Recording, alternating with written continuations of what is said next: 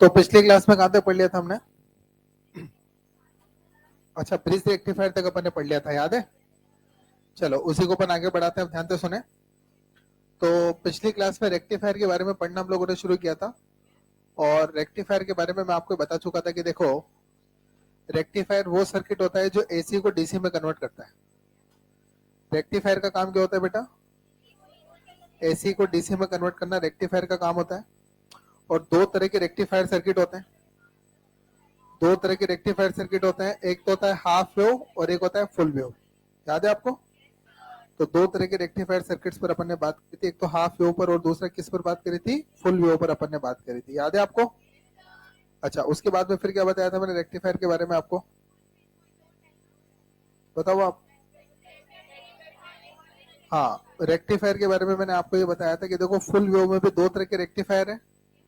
एक तो है सेंटर टेप रेक्टिफायर, और दूसरा कौन सा है? Bridge rectifier. याद है आपको? चलो अपन दोनों ही तरह के रेक्टिफायर्स पर अपन बात कर रहे हैं। एक बार लिखो, इंपोर्टेंट पॉइंट्स करके लिखो। इंपोर्टेंट पॉइंट्स करके लिखो पहले तो आप।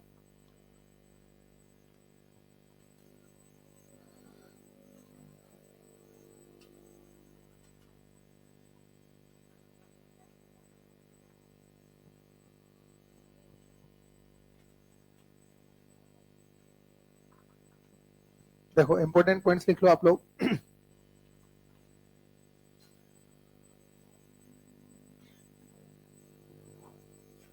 अच्छा देखो, मान लो सपोज ये अपने पास एक इनपुट सिग्नल है। इनपुट में मान लीजिए कि ये कोई ऐसी सिग्नल आपके पास है।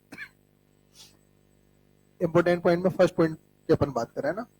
ये कोई मान लीजिए कि ऐसी सिग्नल आपके पास हो गया, ठीक है भाई? अच्छा, इसकी जो फ्रीक्वेंसी है ना, इसकी जो फ्रीक्वेंसी है वो मान लीजिए कि एफ है। इसकी फ्रीक्वेंसी मान लो कितनी है? एफ। अच्छा, मैं एक काम करता हूँ, ये वाला सिग्नल एक बार अपन हाफ वेव रेक्टिफायर पर फीड करते हैं। ये सिग्नल हाफ वेव रेक्टिफायर पर फीड करते हैं, और एक बार यही वाला सिग्नल अपन फुल वेव रेक्टिफायर पर फीड करते हैं। तो हाफ वेव रेक्टिफायर और फुल वेव रेक्टिफायर से जो सिग्नल आपको मिलेगा ना, उन दोनों सिग्नल की वेव फॉर्म बना के दे सकते हैं। कितने बच्चे हाफ वेव रेक्टिफायर से मिलने वाले सिग्नल का वेव फॉर्म बना के दे सकते हैं? हाफ वेव रेक्टिफायर से जो सिग्नल मिलेगा उसका वेव फॉर्म कितने बच्चे बना के दे सकते हैं? बताना जरा। बोलो, हाफ वेव रेक्टिफायर के अंदर क्या होता है? पॉजिटिव हाफ के करेस्पॉन्ड आउटपुट मिलेगा, नेगेटिव हाफ के करेस्पॉन्ड नहीं मिलेगा। नेगेटिव हाफ के करेस्पॉन्ड क्या मिलेगा? जीरो।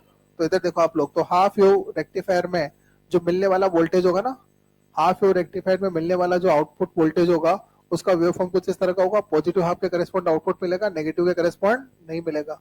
फिर वापस पॉजिटिव के करेस्पॉन्ड मिलेगा और नेगेटिव के करेस्पॉन्ड नहीं मिलेगा। तो ये तो हाफ वेव रेक्टिफायर से मिलने वाला आउटपुट हो गया। अच्छा, फुल वेव रेक्टिफायर से मिलने वाले वोल्टेज के वेव फॉर्म बना सकते हैं? कितने बच्चे बना देंगे बताओ? फुल वेव रेक्टिफायर में क्या होगा? फुल वेव रेक्टिफायर में पॉजिटिव और नेगेटिव दोनों हाफ के करेस्पॉन्ड आपको वोल्टेज मिलना है। पॉजिटिव हाफ के करेस्पॉन्ड भी वोल्टेज मिलेगा और नेगेटिव हाफ के करेस्पॉन्ड भी आपको वोल्टेज मिलेगा। तो देखो, इस तरह का वोल्टेज मिलेगा आपको। तो ये फुल वेव रेक्टिफायर से मिलने वाला जो वोल्टेज होगा, उस वोल्टेज की जो वेव फॉर्म होगी ना, वो कुछ इस तरह से होगी। देखो आप, फुल वेव रेक्टिफायर से मिलने वाले वोल्टेज का जो वेव फॉर्म है वो कुछ इस तरह से होगा। ये wave form full wave rectifier से मिलने वाले वोल्टेज की होगी। बोलो, मामला क्लियर है? अच्छा, अब एक और चीज बताओ। देखो, इस सिग्नल की एक साइकिल यहां से और यहां तक पूरी हो रही है। इस सिग्नल की एक साइकिल यहीं पर पूरी हो गई। अच्छा, तो बताओ, इस सिग्नल की एक साइकिल यहाँ पूरी हो रही है। तो इस सिग्नल को एक साइकिल पूरा करने में लगने वाला समय और इस सिग्नल को एक साइकिल पूरा करने में लगने वाला समय सेम है। इसका मतलब हाफ वेव रेक्टिफायर से जो सिग्नल मिला है, इसकी फ्रीक्वेंसी और इनपुट सिग्नल की फ्रीक्वेंसी बोलो क्या बराबर है? अच्छा, एक बात बताना जरा, ये जो रेक्टिफायर से जो आउटपुट आपको मिल रहे हैं ना, सिग्नल जो मिल रहे हैं रेक्टिफायर से, ये सिग्नल क्या परफेक्ट डीसी है क्या? ये सिग्नल परफेक्ट डीसी नहीं है, ये एसी और डीसी दोनों का मिक्सर है। तो बताइए, जो डीसी सिग्नल्स होते हैं ना, उनमें जो एसी कंपोनेंट मिक्स्ड होते हैं, उन एसी कंपोनेंट्स को टेक्निकल टर्म में रिपल्स बोला जाता है बेटा। क्या बोला जाता है? रिपल्स। रिपल्स का मतलब जो डीसी सिग्नल आपको मिल रहा है वो परफेक्ट डीसी सिग्नल नहीं मिल रहा, उसके अंदर कुछ ऐसे कंपोनेंट्स भी मिक्स्ड हैं। तो बेसिकली ये जो सिग्नल मिल रहा है ना आपको, ये एसी और डीसी दोनों का मिक्सर मिल रहा है। तो ये जो रेक्टिफायर से सिग्नल आपको मिलता है, इसमें ये जो डीसी सिग्नल आपको रेक्टिफायर से मिल रहा है, इसमें ऐसे कंपोनेंट्स भी मिक्स्ड होते हैं। तो इस डीसी सिग्नल के अंदर जो ऐसे कंपोनेंट मिक्स्ड होते हैं, उनको अपन रिपल्स बोलते हैं बेटा। क्या बोलते हैं?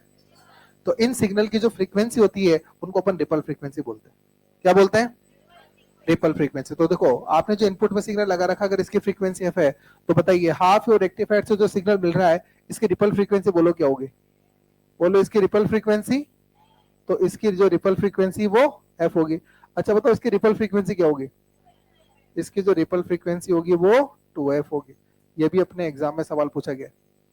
एग्जाम में सवाल पूछते हैं इस तरह से कि जैसे मान लीजिए फुल वेव रेक्टिफायर पर आपने जो इनपुट सिग्नल लगाया है वो 50 हर्ट्ज फ्रीक्वेंसी का, तो हाफ फुल वेव रेक्टिफायर से जो वोल्टेज मिल रहा है, जो सिग्नल आपको मिल रहा है, उस सिग्नल की फ्रीक्वेंसी कितनी होगी? 100 हर्ट्ज। अगर इनपुट सिग्नल 50 हर्ट्ज का है तो फुल वेव रेक्टिफायर से मिलने वाले सिग्नल की फ्रीक्वेंसी कितनी होगी? 100 हर्ट्ज। कितने बच्चों के बात समझ में आ गई? कंफर्म ना? चलो देखो आप लोग। अच्छा कुछ और भी टर्म्स अपन यहाँ पर बात करें। अच्छा देखो सबसे पहले तो अपन सेकंड नंबर का पॉइंट अच्छा सबसे पहले तो अपन हाफ वेव रेक्टिफायर और फुल वेव रेक्टिफायर के लिए कुछ वैल्यूज अपन याद रखेंगे, ठीक है ना? इधर देखो आप लोग, ध्यान से समझो आप लोग।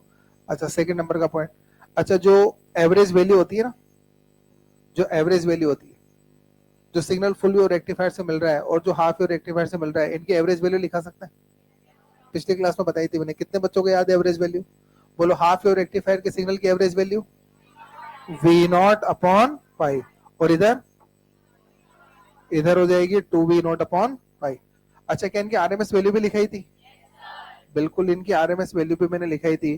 तो इसकी आरएमएस वैल्यू तो थी V0/2 और इसकी आरएमएस वैल्यू थी V0/√2। बोलो क्लियर है? अब कुछ फैक्ट्स और भी याद रखने हैं आपको डायरेक्टली। अच्छा एक टर्म होता है रिपल फैक्टर। क्या होता है जानने की जरूरत नहीं है, बस आपको याद रखना है कि रिपल फैक्टर किस रेक्टिफायर का कितना होता है। रिपल फैक्टर की बात करते हैं। तो हाफ वेव रेक्टिफायर का जो रिपल फैक्टर होता है वो होता है 1.21 और फुल वेव रेक्टिफायर का जो रिपल फैक्टर होता है वो होता है 0.48। ये कुछ डेटा जो याद रखना है डायरेक्ट। क्या होता है रिपल फैक्टर जानने की जरूरत भी नहीं आपको, तो डायरेक्ट याद रखना है, ठीक है? अच्छा उसके बाद मैक्सिमम एफिशिएंसी की बात करते हैं। मैक्सिमम एफिशिएंसी मतलब फुल वेव रेक्टिफायर की मैक्सिमम एफिशिएंसी कितनी हो सकती है और हाफ वेव की कितनी हो सकती है? तो जो हाफ वेव रेक्टिफायर होता है ना, इसका जो मैक्सिमम एफिशिएंसी होता है वो होता है 40.6%। इतनी मैक्सिमम एफिशिएंसी दे सकता है। और इसकी मैक्सिमम एफिशिएंसी जो होती है वो होती है 81.2%। ये कुछ फैक्ट्स है जो याद रखते हैं आपको, कभी कभी न्यूमेरिकल्स में काम आ जाता है। मामला क्लियर है? कितना बच्चों को बात समझ में आएगी? लिख दो तो फिर आगे।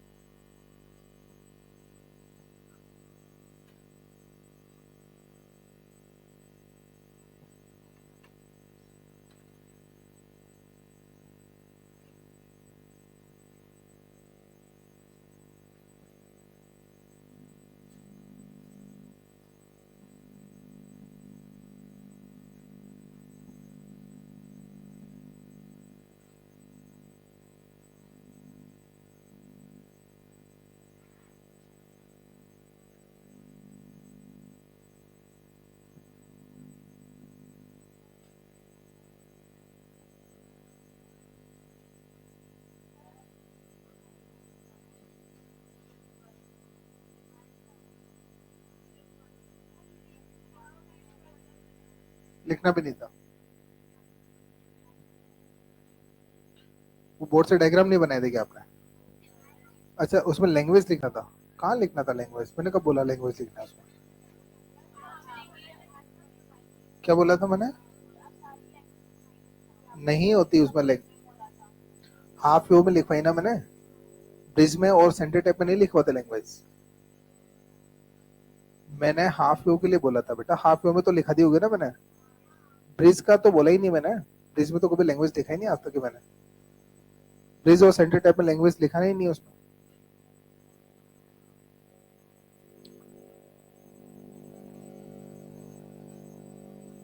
मैंने होमवर्क भी दे रखा है क्या आपको?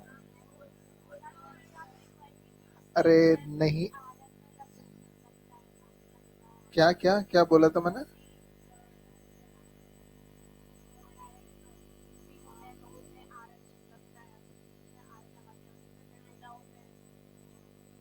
वो तो अपने लैंग्वेज में लिखो आप उसको तो बेटा।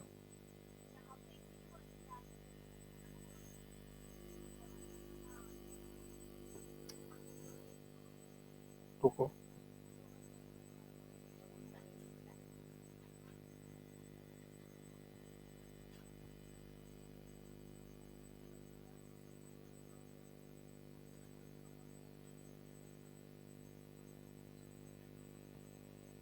नहीं बेटा उसमें नहीं लिखना, वो जो लिखाया था ना उतना ही लिखना है बस आपको उसमें।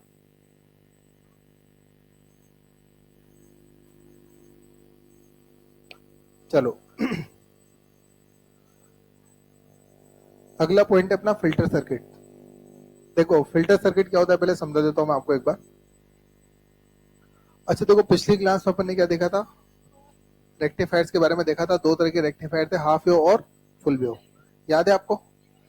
अच्छा जैसे मान लीजिए कि फॉर एग्जांपल जैसे आप ब्रिज रेक्टिफायर के बारे में बात कर लो, कोई सा भी रेक्टिफायर ले लो, फॉर एग्जांपल ब्रिज रेक्टिफायर ले लो, उसका सर्किट बनाना आता है? अच्छा पहले तो मैं आपको बता देता हूँ कि सारे सर्किट्स याद करने हैं आपको। तीन ही सर्किट है, तीनों याद रखने हैं। किस किस का सर्किट याद रखना है? हाफ वेव का, सेंटर टैप और ब्रिज रेक्टिफायर, तीनों सर्किट्स को याद रखना पड़ेगा। मतलब जैसे सर्किट अगर आता है ना क्वेश्चन के अंदर बना हुआ, तो आपको सर्किट देखते ही इमीडिएट ये पहचानने में आ जाना चाहिए कि यार ये कौन से रेक्टिफायर का सर्किट है। मतलब एग्जामिनर सर्किट ड्रॉ करने के बाद में उस रेक्टिफायर का नाम लिखे कोई जरूरी नहीं है ना? जैसे मान लो ब्रिज रेक्टिफायर के बारे में बात करते हैं, इधर देखो ये लिख दिया ना आपने, इधर देखें बेटा आप लोग एक बार, देखो ब्रिज रेक्टिफायर का सर्किट ड्रॉ करके देता हूं एक बार आपको मैं, देखें आप लोग। जैसे ये ब्रिज रेक्टिफायर है मान लो,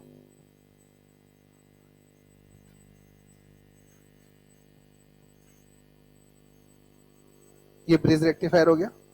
सेम पोलरिटी वाले पॉइंट्स के बीच में तो आर एल लगाता है, यहां पर तो क्या लगाएंगे, आर एल। और अपोजिट पोलरिटी वाले पॉइंट्स के क्रॉस क्या लगाएंगे, एसी सोर्स। तो ये आपका ब्रिज रेक्टिफायर का सर्किट हो गया, याद है आपको? अच्छा बताइए, इसमें जो इनपुट आपने लगाया था ना, जो इनपुट सिग्नल आपने लगाया था उसका वेव कुछ इस तरह का था।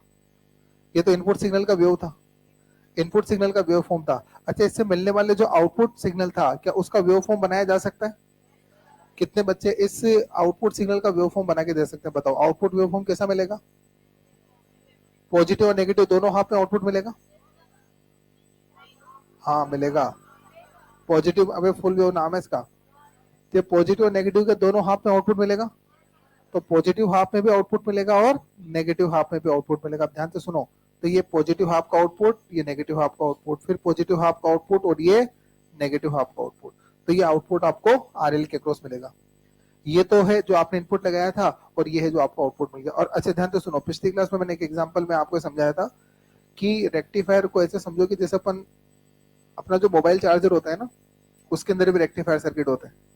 देखो अपने मोबाइल के चार्ज होने का प्रोसेस क्या होता है, मैंने बताया था कि देखो अपने मोबाइल में जो बैटरी लगी होती है वो डीसी बैटरी होती है, 9-10 वोल्ट के आसपास की बैटरी होती है। एग्जांपल के लिए मान लो कि 10 वोल्ट की बैटरी अपने मोबाइल में लग रही है, डीसी बैटरी लग रही है। उसको चार्ज करने के लिए भी डीसी वोल्टेज चाहिए। कौन सा वोल्टेज चाहिए? अच्छा अपने यहाँ पर जो सप्लाई आती है वो 220 वोल्ट की एसी आती है, तो आप उस वोल्टेज से डायरेक्ट अपने मोबाइल की बैटरी चार्ज नहीं हो सकती। ठीक है, तो दो काम अपने को करने होता है। सबसे पहले तो वो वोल्टेज अपने को डिक्रीज करना होता है, तो वोल्टेज डिक्रीज करने के लिए अपना जो चार्जर होता है उसमें स्टेप डाउन ट्रांसफॉर्मर होता है, छोटा सा स्टेप डाउन ट्रांसफॉर्मर होता है उसके अंदर। तो पहले तो वो क्या करता है, उस 220 को 10 वोल्ट या 15 वोल्ट वोटेवर जो आपको चाहिए उसमें चेंज कर देता है। जैसे मान लीजिए कि स्टेप डाउन ट्रांसफॉर्मर उसमें लग रहा है, उसने 220 को मान लीजिए कि 10 वोल्ट में बदल दिया। ट्रांसफॉर्मर एसी को एसी में बदलता है, एसी को डीसी में नहीं बदलता, बस वोल्टेज को कम ज्यादा करता है। यस और नो? तो स्टेप डाउन जो ट्रांसफॉर्मर है उसने 220 को मान लीजिए कि 10 वोल्ट में कन्वर्ट कर दिया। अब ट्रांसफॉर्मर से जो वोल्टेज आपको मिला है वो एसी मिला है, कम होके मिला है भले वो, तो 10 वोल्ट का एसी मिल गया। अब उस 10 वोल्ट एसी को मुझे बदलना है 10 वोल्ट के डीसी में, तो बताओ अब वो सिग्नल कहां भेजोगे? क्या ट्रांसफॉर्मर से मिलने वाला सिग्नल क्या मोबाइल में भेज दोगे? वो सिग्नल मोबाइल में नहीं जाएगा। ट्रांसफॉर्मर से जो वोल्टेज मिल रहा है उसको पहले भेजना है रेक्टिफायर पर। एग्जांपल जैसे मान लीजिए कि अपने मोबाइल के अंदर फुल वेव रेक्टिफायर है, मान लो अपने मोबाइल में ब्रिज रेक्टिफायर है, तो वो वोल्टेज मैंने ब्रिज रेक्टिफायर को भेज दिया। तो ब्रिज रेक्टिफायर उसको क्या करेगा, 10 वोल्ट एसी को 10 वोल्ट के पीक वैल्यू वाले डीसी में बदल के दे देगा। तो ये सिग्नल मैंने रेक्टिफायर को भेजा और ये सिग्नल मुझे उससे मिल गया। तो देखो ये सिग्नल तो रेक्टिफायर के इनपुट में भेजा और ये सिग्नल रेक्टिफायर से बाहर निकल कर आया। अब ये वाला जो सिग्नल है ये आपके मोबाइल को चार्ज करने के काम आएगा, यस और नो?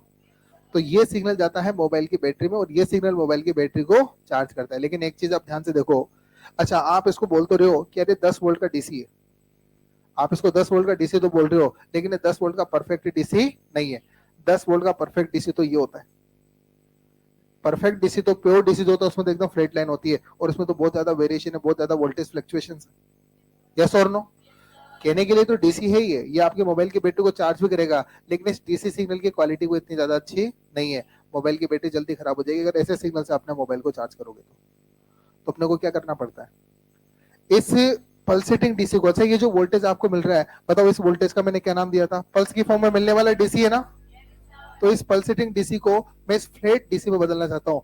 फ्लैट डीसी को बोलते हैं स्टेडी डीसी। क्या बोलते हैं इसको? Steady DC. तो ये जो वोल्टेज आपको मिल रहा है ना फुल वेव रेक्टिफायर से, ये पल्सेटिंग डीसी होता है क्योंकि पल्स की फॉर्म में जैसा होता है, पल्स के जैसा दिखता है ये डीसी, तो पल्सेटिंग डीसी होता है। मैं इस पल्सेटिंग डीसी को एक स्टेबल डीसी में, एक कांस्टेंट वैल्यू के डीसी में कन्वर्ट करना चाहता हूँ, मतलब एक स्टेडी डीसी में इसको कन्वर्ट करना चाहता हूँ। तो स्टेडी डीसी में कन्वर्ट करने के लिए मैं इस सिग्नल को डायरेक्ट अपने मोबाइल को चार्ज करने के लिए नहीं भेजूंगा, मैं इस सिग्नल को अब भेजूंगा फिल्टर सर्किट पर। और फिल्टर सर्किट के अंदर क्या होता है तो ध्यान से सुनो, तो ये सिग्नल सीधा अपने मोबाइल में चार्ज करने के लिए नहीं भेजा जाएगा, इस सिग्नल को आप भेजोगे एक फिल्टर सर्किट पर। किस पर भेजोगे? तो फिल्टर सर्किट में एक कैपेसिटर होता है, बस क्या होता है, एक कैपेसिटर, और कैपेसिटर के पैरेलल में लोड रेजिस्टेंस लगा होता है। फिल्टर सर्किट के पैरेलल में क्या होता है, मतलब फिल्टर सर्किट में क्या होता है, एक कैपेसिटर होता है और इस कैपेसिटर के पैरेलल में क्या लगा होता है, ये लोड रेजिस्टेंस यहाँ पर लगा होता है, ठीक है। तो इस लोड रेजिस्टेंस से मिलने वाला जो वोल्टेज होता है ना, इस लोड रेजिस्टेंस से जो मिलने वाला वोल्टेज होता है वो आपको एक कांस्टेंट वैल्यू का डीसी प्रोवाइड करता है, तो यहाँ से एक स्टेडी वैल्यू का डीसी मिलता है। और ये जो वोल्टेज मिलेगा इस आरएल से, ये आरएल का वोल्टेज जो है अपने मोबाइल को चार्ज करने के काम आएगा। तो ये फिल्टर सर्किट। अब फिल्टर सर्किट में क्या होता है, एक कैपेसिटर होता है और कैपेसिटर के पैरेलल में एक लोड रेजिस्टेंस कनेक्टेड होता है। तो ये जो आपका पल्सेटिंग डीसी था, तो यहाँ से जो मिलने वाला वोल्टेज होता है ना वो कुछ इस तरह का वोल्टेज होता है। देखो इस आरएल से जो वोल्टेज मिलता है ना, तो आरएल से जो वोल्टेज मिलता है वो कुछ इस तरह का वोल्टेज मिलता है। तो ये स्टेडी वोल्टेज मिलता है आपको, एक कांस्टेंट वोल्टेज का डीसी मिलता है यहाँ पर,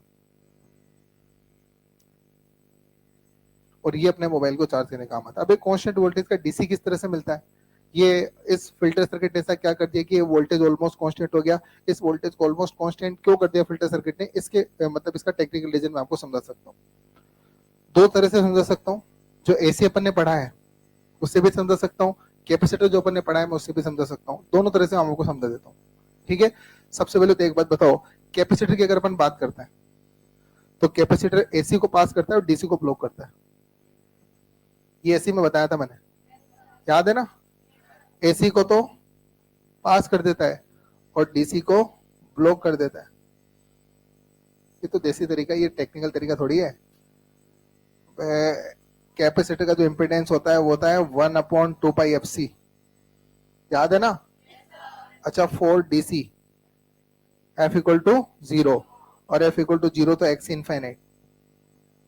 तो कैपेसिटर के लिए कैपेसिटर क्या करता है, डीसी को इनफाइनाइट प्रोड्यूस करता है, मतलब कैपेसिटर डीसी को पास नहीं होने देता और हाई फ्रीक्वेंसी वाले को सिग्नल को इजीली पास होने देता है।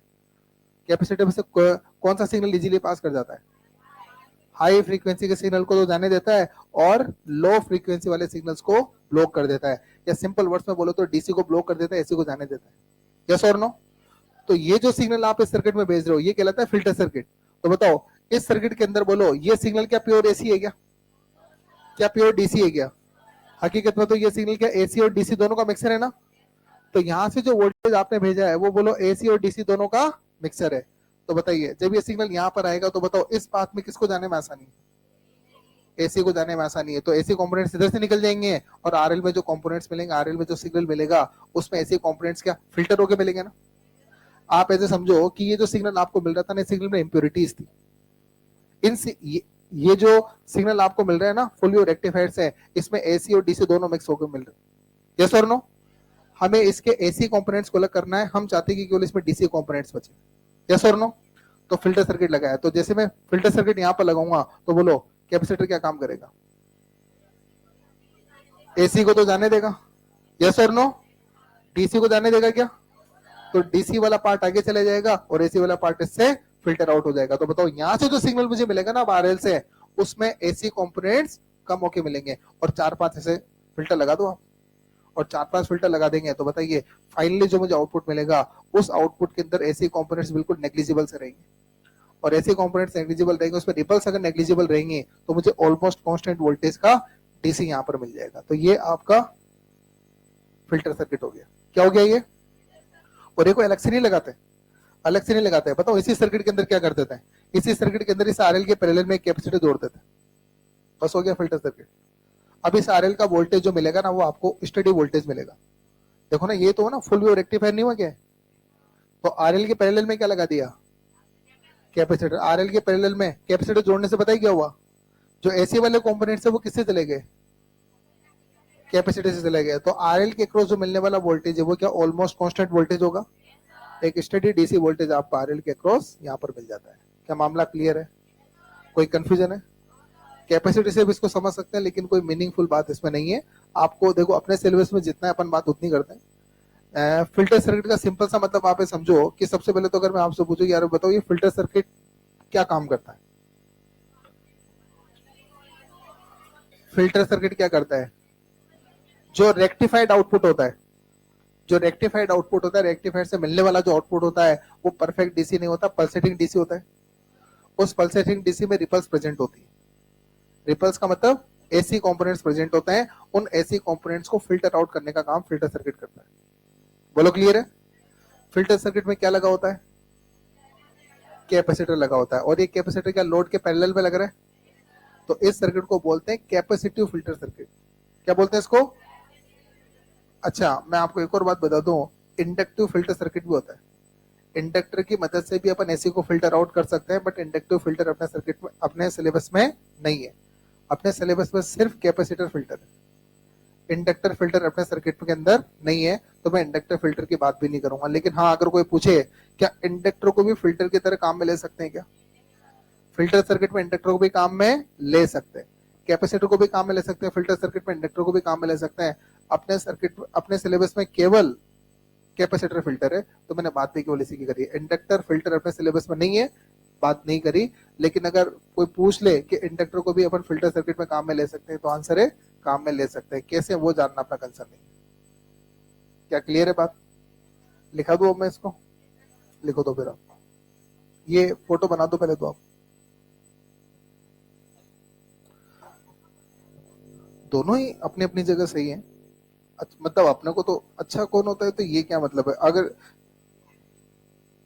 दोनों के अपने अपने यूजेस है, मतलब वो आप समझोगे नहीं तो मैं समझाऊंगा भी कैसे, क्योंकि इसके लिए फिर बहुत सारी चीजें और भी है जो अपने को समझ में आनी चाहिए, और वो ये भी डिपेंड करता है कि सर्किट कहाँ काम में लेना है, उस पर भी डिपेंड करती है चीज।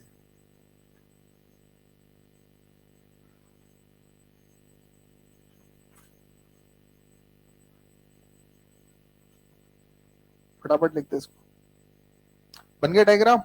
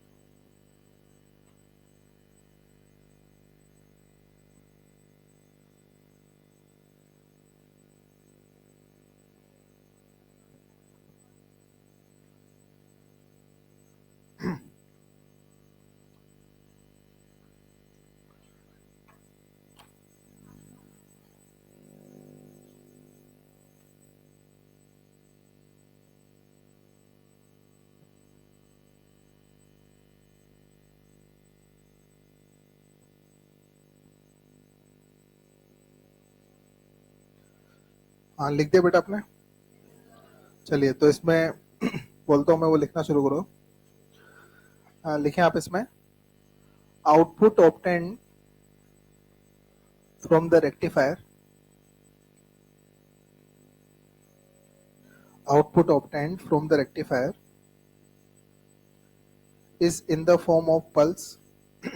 Output obtained from the rectifier is in the form of pulse, is in the form of pulse. So it is known as, so it is known as pulsating DC. So it is known as pulsating DC. To get steady DC, to get steady DC output, to get steady DC output from the pulsating voltage, to get steady DC output from the pulsating voltage, a capacitor is connected, a capacitor is connected parallel to the, a capacitor is connected parallel to the load resistance, capacitor is connected parallel to the load resistance. This circuit is called, this circuit is called capacitor filter circuit. This circuit is called capacitor filter circuit. ठीक है, चलिए कोई confusion है किसी को? नहीं है? चलिए बेटा, उसके बाद देखो, ये तो अपना रेक्टिफायर का काम कंप्लीट हो गया। अब कुछ नया पॉइंट आपको समझाता हूं मैं, इधर देखो। अच्छा याद करो, जब अपन डायोड की बाइसिंग पढ़ रहे थे ना, तो फॉरवर्ड बाइसिंग और रिवर्स बाइसिंग, दो तरह की बाइसिंग पर अपन ने बात करी थी, याद है आपको? चलो ये बता दो, चलो मुझे फॉरवर्ड बाइसिंग में क्या क्या हो रहा था। मैं जस्ट रिकॉल इसलिए करवा रहा हूँ क्योंकि चीजों को जितनी बार बोलेंगे ना, सुनेंगे ना, उतना ज्यादा याद होता है। और चैप्टर थ्योरेटिकल है तो ज्यादा बोलेंगे, ज्यादा सुनेंगे, ज्यादा याद होगा, सिंपल सी बात। बताइए फॉरवर्ड बाइस में क्या हो रहा था? ठीक है ठीक है, वो पी पॉजिटिव था, एन नेगेटिव था, वो एक अलग बात। फॉरवर्ड बाइस में करंट का फ्लो हो रहा था क्या? मेजॉरिटी का, माइनॉरिटी का? और वोल्टेज चेंज करने पर करंट एक्सपोनेंशियली चेंज होता है। वोल्टेज जब इंक्रीज करोगे तो करंट एक्सपोनेंशियली इंक्रीज होता है in the forward bias. Clear है? अच्छा, फॉरवर्ड बायस में क्या आई और वी के बीच में ग्राफ भी बनाया था हमने? कितने बच्चों को फॉरवर्ड का आई और वी के बीच का ग्राफ याद है फॉरवर्ड बायस में? पक्का? अच्छा, रिवर्स बायस में क्या हो रहा था बताओ आप? रिवर्स बायस में current due to minority flow कर रही थी, और ये स्मॉल करंट थी या लार्ज करंट थी? अच्छा, क्या नियरली जीरो करंट थी? ऑलमोस्ट नेग्लिजिबल करंट थी ना?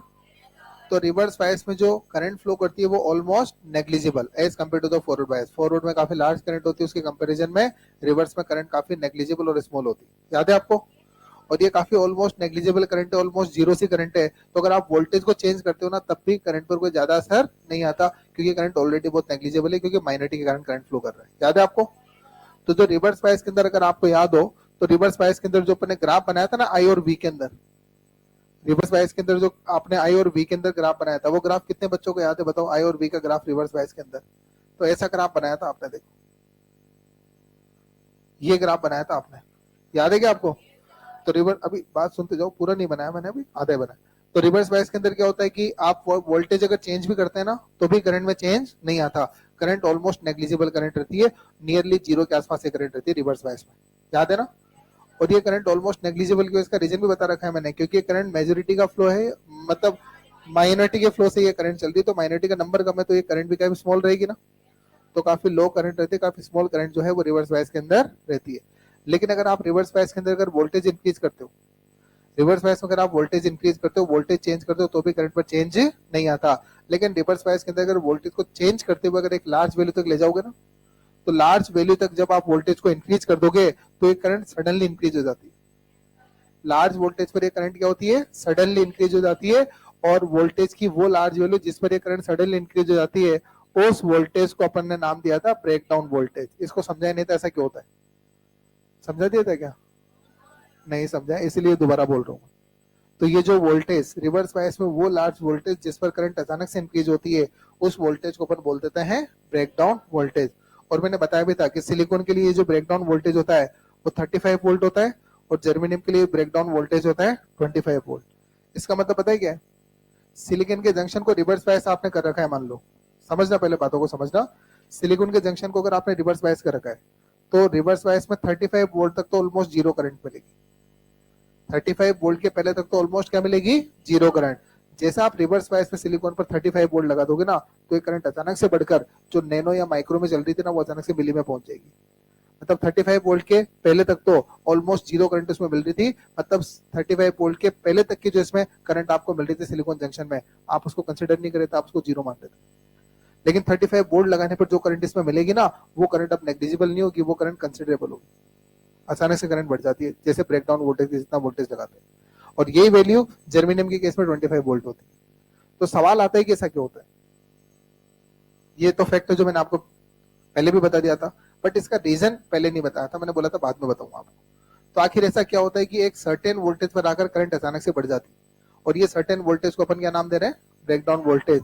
तो आखिर ब्रेकडाउन पर ऐसा क्या हो जाता है कि करंट अचानक से बढ़ जाती है? ब्रेकडाउन से पहले तक तो ऑलमोस्ट जीरो करंट रहती है, और ब्रेकडाउन वोल्टेज पर आकर करंट अचानक से इंक्रीज हो जाती है। तो क्या कारण है कि ब्रेकडाउन वोल्टेज पर करंट अचानक से इंक्रीज हो जाती है? इसका रीजन मैं आपको समझा देता हूँ, ध्यान से सुनो। अच्छा, लेकिन इसके पहले आप एक और बात समझ लो, जो मैंने आपको पहले बता भी रखी है, इंपोर्टेंट पॉइंट्स के अंदर मैंने लिखाई थी आपको। जो विड्थ ऑफ डिप्लीशन लेयर होती है ना, वो डोपिंग कॉन्सेंट्रेशन के साथ इस तरह से डिपेंड करती है। याद है क्या आपको? ये जो डिप्लीशन लेयर के विड्थ और डोपिंग कॉन्सेंट्रेशन में ये रिलेशन होता है। तो बताइए, जैसे मान लीजिए, आप इधर देखिए बेटा, जैसे मान लीजिए कि एक पीएन जंक्शन ये है मेरे पास, और एक पीएन जंक्शन मान लीजिए कि मेरे पास ये है।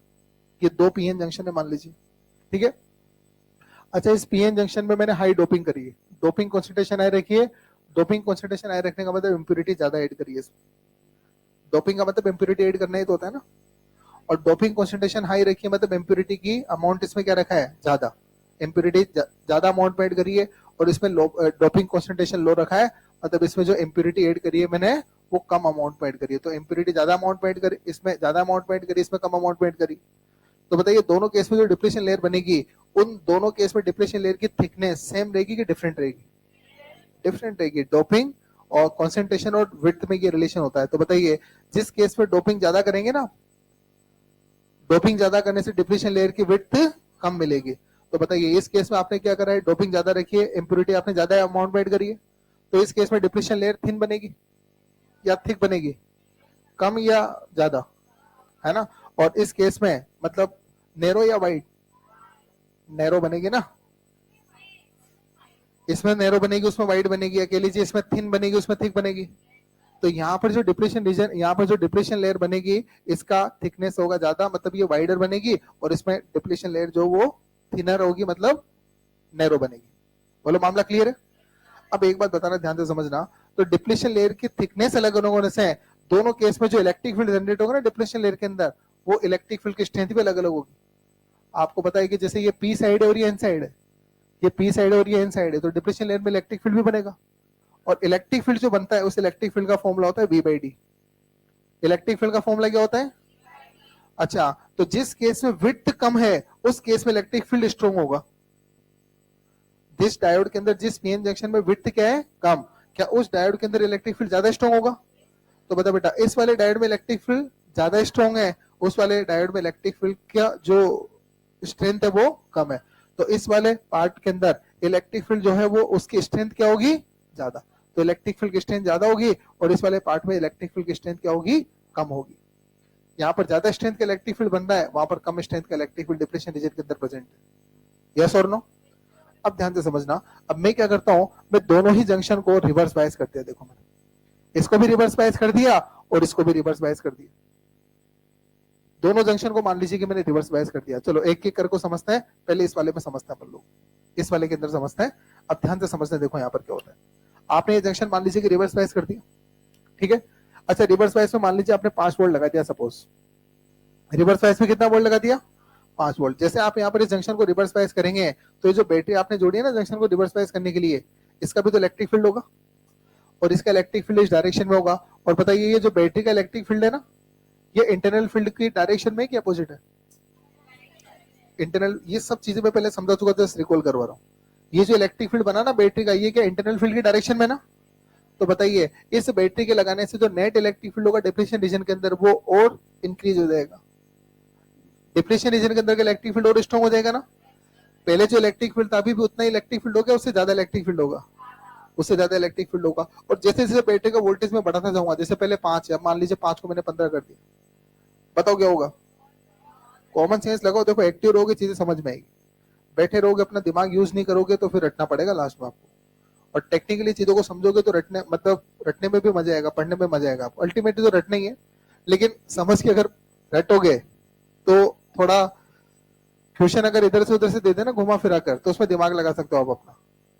लेकिन अगर आप बिना दिमाग लगाए रटोगे चीजों में, तो फिर जो याद है बस वही सही कर पाओगे। थोड़ा भी दिमाग लगाना पड़ा तो मामला गड़बड़ हो जाएगा फिर। समझ गए? इसलिए चीजों को अपन इतना डेप्थ में समझ रहे हैं। इधर देखो आप लोग, तो पीएन जंक्शन का जब फॉर्मेशन होता है तो उसमें डिप्लेशन रीजन बनता है, डिप्लेशन लेयर बनती है, और डिप्लेशन लेयर के अंदर एक इलेक्ट्रिक फील्ड भी रहता है। Electric field into P direction में रहता है, यस और नो? और जब आप जंक्शन को रिवर्स बायस करोगे ना, तो रिवर्स बायस करने से क्या होता है, जो बैटरी है उसका इलेक्ट्रिक फील्ड क्या करता है, डिप्लेशन रीजन के इलेक्ट्रिक फील्ड को और स्ट्रॉन्ग कर देता है। डिप्लेशन रीजन के अंदर इलेक्ट्रिक फील्ड की स्ट्रेंथ को बढ़ा देता है कि कम कर देता है? तो डिप्लेशन रीजन के अंदर इलेक्ट्रिक फील्ड की स्ट्रेंथ बढ़ती है। तो जैसे जैसे आप ये वोल्टेज चेंज करते जा रहे हो ना, जैसे जैसे आप ये वोल्टेज चेंज करते जा रहे हो, जैसे जैसे ये वोल्टेज इंक्रीज करते जा रहे हो, वैसे वैसे डिप्लेशन रीजन के अंदर जो इलेक्ट्रिक फील्ड है उसकी स्ट्रेंथ बढ़ती जा रही है। जैसे जैसे आप रिवर्स बायस के अंदर वोल्टेज इंक्रीज कर रहे हो, तो डिप्लेशन रीजन के अंदर जो इलेक्ट्रिक फील्ड है ना, उसकी स्ट्रेंथ पर क्या असर आ रहा है, बढ़ती जा रही है। अरे यस और नो? और ये अच्छा, और आपको पता है कि जो एटम्स आपस में कनेक्टेड होते हैं ना, वो कोवेलेंट बॉन्ड्स के थ्रू कनेक्टेड होते हैं। सेमीकंडक्टर में जो क्रिस्टल स्ट्रक्चर होता है उसमें एटम्स आपस में किससे जुड़े हुए होते हैं, कोवेलेंट बॉन्ड से जुड़े हुए रहते हैं, यस और नो? और आप रिवर्स बायस कर रहे हो जंक्शन को, और रिवर्स बायस करके वोल्टेज को बढ़ाए जा रहे हो, तो जैसे जैसे वोल्टेज बढ़ता जा रहा है तो डिप्लेशन रीजन के अंदर इलेक्ट्रिक फील्ड की स्ट्रेंथ भी बढ़ती जा रही है, यस और नो? और इलेक्ट्रिक फील्ड की अगर स्ट्रेंथ बढ़ रही है तो सोच के देखो, है ना, थोड़ा इमेजिन करना पड़ेगा। तो इलेक्ट्रिक फील्ड की स्ट्रेंथ बढ़ने से जो कोवेलेंट बॉन्ड्स है ना, जो कोवेलेंट बॉन्ड्स है, तो कोवेलेंट बॉन्ड्स पर लगने वाला फोर्स भी तो बढ़ता जा रहा है। जब तक ये बॉन्ड्स इस फोर्स को झेल सकते हैं तब तक तो बॉन्ड टूटते नहीं है। एक लिमिट ऐसी आएगी जब वोल्टेज इंक्रीज करते जाओगे, वोल्टेज इंक्रीज होने के साथ साथ जो डिप्लेशन रीजन है उसके अंदर इलेक्ट्रिक फील्ड की स्ट्रेंथ बढ़ती जा रही है। तो एक टाइम ऐसा आएगा जब डिप्लेशन रीजन के अंदर का इलेक्ट्रिक फील्ड इतना स्ट्रॉन्ग हो जाएगा कि वो कोवेलेंट बॉन्ड्स को तोड़ना शुरू कर देगा, कोवेलेंट बॉन्ड्स को तोड़ना शुरू कर देगा। और जैसे कोवेलेंट बॉन्ड टूटेंगे इलेक्ट्रॉन फ्री हो जाएगा, और इलेक्ट्रॉन फ्री होने से वैकेंसी क्रिएट हो जाएगी जिससे होल बन जाएगा, यस और नो? तो एक टाइम ऐसा आएगा, मतलब एक पर्टिकुलर वोल्टेज पर क्या होगा, एक पर्टिकुलर वोल्टेज तक तो ये जो बॉन्ड्स है ना, कोवेलेंट बॉन्ड्स है, ये इस इलेक्ट्रिक फील्ड से लगने वाले फोर्स को झेल पा रहे हैं। लेकिन एक पर्टिकुलर वोल्टेज पर क्या होने लग जाएगा, इलेक्ट्रिक फील्ड इतना ज्यादा स्ट्रॉन्ग हो जाएगा कि वो इलेक्ट्रिक फील्ड कोवेलेंट बॉन्ड्स को ब्रेक करना शुरू कर देगा, और कोवेलेंट बॉन्ड जैसे ही ब्रेक होगा इलेक्ट्रॉन फ्री होगा। इलेक्ट्रॉन फ्री होने से एक गैप क्रिएट होगा जिसको अपन क्या बोलते हैं, होल। तो ये जो होल और इलेक्ट्रॉन बनेंगे ना, ये करंट फ्लो में पार्ट लेने लग जाएंगे, तो करंट अचानक से बढ़ जाता है। समझ गए? तो एक सर्टेन वोल्टेज पर आकर क्या हो जाता है, डिप्लेशन रीजन के अंदर जो कोवेलेंट बॉन्ड्स होते हैं वो due to electric field break होना शुरू हो जाता है। तो due to strong electric field covalent bonds जब ब्रेक होने लग जाते हैं ना, तो उस फिनोमेना को बोलते हैं ब्रेकडाउन। क्या बोलते हैं? अच्छा, इस ब्रेकडाउन होने के पहले तो चार्ज कैरियर्स का नंबर बहुत कम था, क्योंकि माइनॉरिटी चार्ज के मतलब करंट का जो फ्लो कर रहे थे वो माइनॉरिटी कर रहे थे। करंट कौन फ्लो कर रहे थे?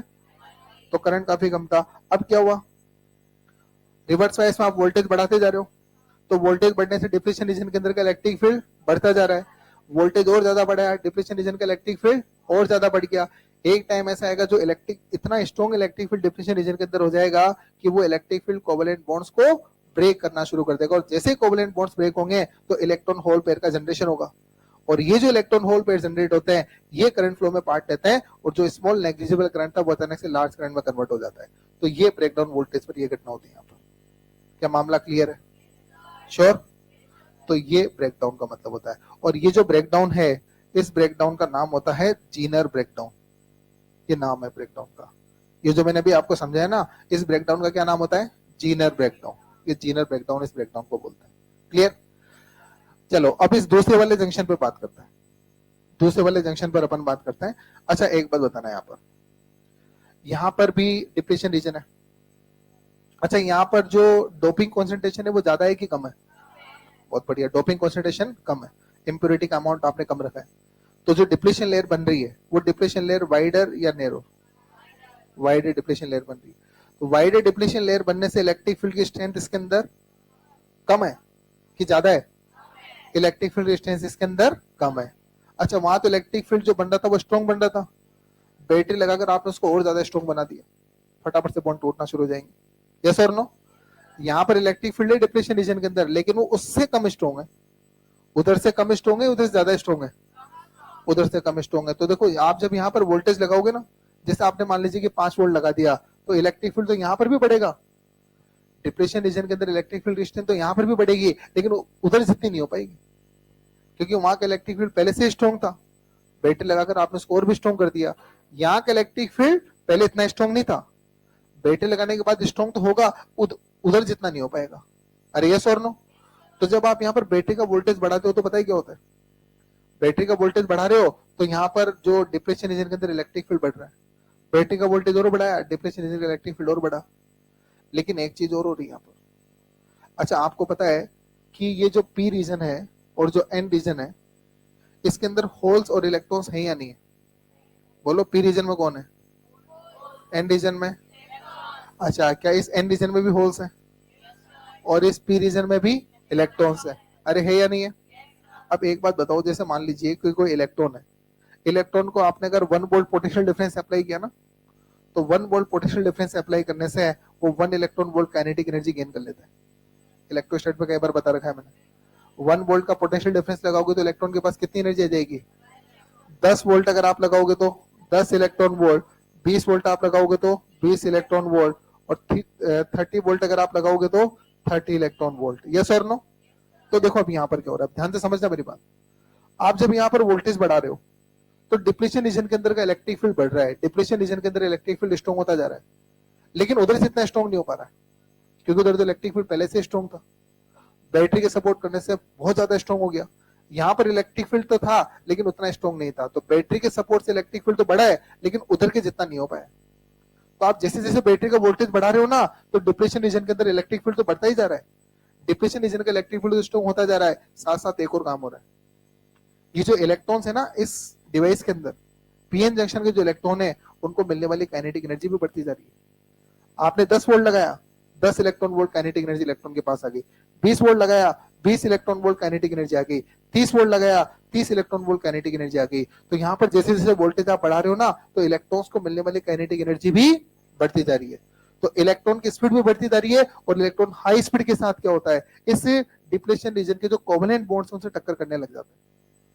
भाई यहाँ पर इलेक्ट्रिक फील्ड इतना स्ट्रॉन्ग नहीं हुआ कि बॉन्ड तोड़ना शुरू करते हैं। यहाँ तो क्या था, इलेक्ट्रिक फील्ड पहले से तो स्ट्रॉन्ग था ही, बैटरी लगाकर आपने इसको और स्ट्रॉन्ग कर दिया, फटाफट से बॉन्ड टूट जाएंगे। यस और नो? यहाँ पर इलेक्ट्रिक फील्ड इतना स्ट्रॉन्ग नहीं था।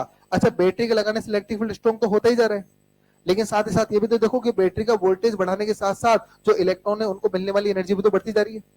तो इलेक्ट्रॉन की एनर्जी बढ़ने से इलेक्ट्रॉन के पास इतनी ज्यादा स्पीड इलेक्ट्रॉन एक्वायर कर लेते हैं कि वो इलेक्ट्रॉन हाई स्पीड के साथ जब कोवेलेंट बॉन्ड से टकराते हैं तो कोवेलेंट बॉन्ड्स को तोड़ देते हैं। अब की बार यहाँ पर जो कोवेलेंट बॉन्ड्स टूट रहे हैं वो इलेक्ट्रिक फील्ड की वजह से नहीं टूट रहे, किसकी वजह से टूट रहे हैं?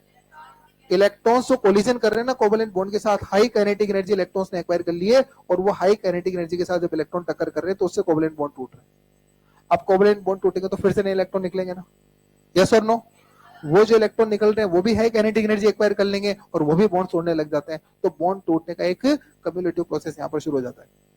तो बहुत ज्यादा कोवेलेंट बॉन्ड्स एक साथ ब्रेक होते हैं तो काफी लार्ज करंट आपको यहाँ पर मिलती है, और बहुत लार्ज करंट के यहाँ पर प्रोड्यूस होने से बहुत लार्ज अमाउंट में हीट प्रोड्यूस होती है, और बहुत स्ट्रॉन्ग हीट प्रोड्यूस होने से यहाँ पर जंक्शन परमानेंटली डैमेज होने के चांसेस बढ़ जाते हैं। तो ये जो ब्रेकडाउन मैंने अभी आपको समझाया, इस वाले ब्रेकडाउन को बोलते हैं एवलांच ब्रेकडाउन। ये नाम है साइंटिस्ट, ये ब्रेकडाउन है एवलांच ब्रेकडाउन, और ये था जीनर, दोनों साइंटिस्ट के नाम है। ये है जीनर ब्रेकडाउन और वो कौन है, एवलांच ब्रेकडाउन। क्या मामला क्लियर है? तो ये दो तरह के ब्रेकडाउन। अब सुनो, दोनों में डिफरेंस समझ लो पहले, तो यहां से भी क्वेश्चन बनते हैं। सबसे पहले तो बताओ ब्रेकडाउन का मतलब क्या होता है? Breaking of covalent bond inside the depletion region, simple word, दोनों केस में यही हो रहा है। अच्छा बताओ, ब्रेकडाउन वोल्टेज से पहले तक तो, अच्छा पहले तो बताओ ये ब्रेकडाउन वाली घटना कब घटती है, फॉरवर्ड में कि रिवर्स में? जनरली रिवर्स में होती है। बोलो मामला क्लियर है? तो रिवर्स बायस में क्या होता है कि ब्रेकडाउन से पहले, मतलब ब्रेकडाउन वोल्टेज से पहले जो करंट आपको मिलता है वो करंट बहुत नेग्लिजिबल होता है और स्मॉल होता है ना, ऑलमोस्ट जीरो जैसा वो करंट होता है। लेकिन अगर आप रिवर्स बायस में वोल्टेज को अगर लार्ज वैल्यू तक इंक्रीज कर दोगे तो क्या होता है? करंट सडनली इंक्रीज हो जाता है। यस और नो? तो रिवर्स बायस में जिस वोल्टेज पर करंट सडनली इंक्रीज होता है उस पर्टिकुलर वोल्टेज को ब्रेकडाउन वोल्टेज बोलते हैं। सिलिकॉन के लिए 35 और जर्मेनियम के लिए 25 वोल्ट। और ब्रेकडाउन कंडीशन में जब पीएन जंक्शन का ब्रेकडाउन होता है तो उसमें कोवेलेंट बॉन्ड्स ब्रेक होते हैं। अब कोवेलेंट बॉन्ड्स दो कारण से ब्रेक हो सकता है, या तो बहुत strong electric field depression region के अंदर बन गया हो तो वो कोवेलेंट बॉन्ड तोड़ने लग गया हो, या फिर जो इलेक्ट्रॉन्स उन्होंने बहुत हाई काइनेटिक एनर्जी एक्वायर कर ली हो और वो कोवेलेंट बॉन्ड से टकराकर उनको तोड़ रहे हो। तो जब इलेक्ट्रिक फील्ड के कारण कोवेलेंट बॉन्ड्स ब्रेक हो रहे हैं, इलेक्ट्रिक फील्ड ही कोवेलेंट बॉन्ड्स ब्रेक करने के लिए रिस्पॉन्सिबल होता है, तो वो ब्रेकडाउन कहलाता है जीनर ब्रेकडाउन। क्या कहलाता है? और वोल्टेज के बढ़ाने से इलेक्ट्रॉन्स की काइनेटिक एनर्जी भी तो बढ़ेगी ना, तो वो बढ़ी हुई काइनेटिक एनर्जी के इलेक्ट्रॉन जब कोवेलेंट बॉन्ड से टकराकर उनको तोड़ेंगे तो ये ब्रेकडाउन कहलाता है आपका एवलांच ब्रेकडाउन। क्या कहलाता है? अच्छा, जीनर ब्रेकडाउन कौन से डायोड्स में होता है? जिनकी डोपिंग कॉन्सेंट्रेशन हाई होती है, जिनकी डोपिंग कॉन्सेंट्रेशन हाई होती है, और ऐसे डायोड में जो बनने वाली डिप्लेशन लेयर है वो नैरो होती है। यस और नो? और ये ब्रेकडाउन कम वोल्टेज पर होता है कि ज्यादा पर? कम वोल्टेज पर हो जाता है, बहुत ज्यादा वोल्टेज नहीं होता, मतलब 5-6 वोल्टेज के आसपास ये ब्रेकडाउन हो जाता है जीनर ब्रेकडाउन। अरे इलेक्ट्रिक फील्ड पहले से बहुत स्ट्रॉन्ग है ना, थोड़ा सा सपोर्ट चाहिए बैटरी से, 4-5 वोल्ट का सपोर्ट चाहिए, तो 8-10 वोल्ट का बस आपने बैटरी लगाई तो ब्रेकडाउन शुरू हो जाएगा जीनर ब्रेकडाउन। और एवलांच ब्रेकडाउन के लिए बहुत हाई वोल्टेज चाहिए होता है, क्योंकि बहुत हाई वोल्टेज होने पर ही बहुत हाई काइनेटिक एनर्जी एक्वायर करेंगे, फिर वो कोवेलेंट बॉन्ड से टकराकर बॉन्ड्स को ब्रेक करेंगे। क्या मामला समझ में आ गया? बताओ एवलांच ब्रेकडाउन कब होता है? जनरली किन डायोड्स में पाया जाता है एवलांच ब्रेकडाउन? लो डोपिंग कॉन्सेंट्रेशन वाले डायोड्स में पाया जाता है। अच्छा, ऐसे डायोड्स में डिप्लेशन लेयर की थिकनेस ज्यादा होती है। यस और नो? और जो ब्रेकडाउन वोल्टेज होता है, एवलांच ब्रेकडाउन करने के लिए जो वोल्टेज रिक्वायर्ड होता है वो हाई या लो? हाई वोल्टेज एवलांच ब्रेकडाउन के लिए रिक्वायर्ड होता है। जेनरल ब्रेकडाउन के लिए लो वोल्टेज पर ये जेनरल ब्रेकडाउन हो जाता है। अच्छा, जेनरल ब्रेकडाउन में भी लार्ज करंट फ्लो करती है और एवलांच ब्रेकडाउन में भी लार्ज करंट फ्लो कर रही है, लेकिन एवलांच ब्रेकडाउन में जंक्शन के बर्न आउट होने के चांसेस बहुत हाई रहते हैं, परमानेंटली खराब होने के जंक्शन के चांसेस हाई होते हैं। जेनरल ब्रेकडाउन में जनरली डायोड खराब नहीं होता, उसकी भी लिमिट है, लेकिन अगर उसमें भी बहुत हाई वोल्टेज लगा दोगे ना तो वो भी खराब हो जाएगा। लेकिन जीनर में कंपैरेटिवली कम चांसेस होते हैं डायोड के खराब होने के, एवलांच में हाई चांसेस होते हैं डायोड के खराब होने के। मामला क्लियर? कितने बच्चों को बात समझ में आएगी? श्योर? लिखना शुरू करो वापस। लिखो, हेडिंग लिखो ब्रेकडाउन वोल्टेज। लिखें ब्रेकडाउन वोल्टेज। ब्रेकडाउन वोल्टेज में लिखेंगे आप लोग in reverse bias, in reverse bias current is very small and nearly constant. In reverse bias current is very small and nearly constant. If the voltage in reverse bias is increased, if the voltage in reverse bias is increased, if the voltage in reverse bias is increased to a large value, voltage in the reverse bias is increased to a large value, then current suddenly become large. Current suddenly become large. This phenomena is called breakdown. This phenomena is called breakdown.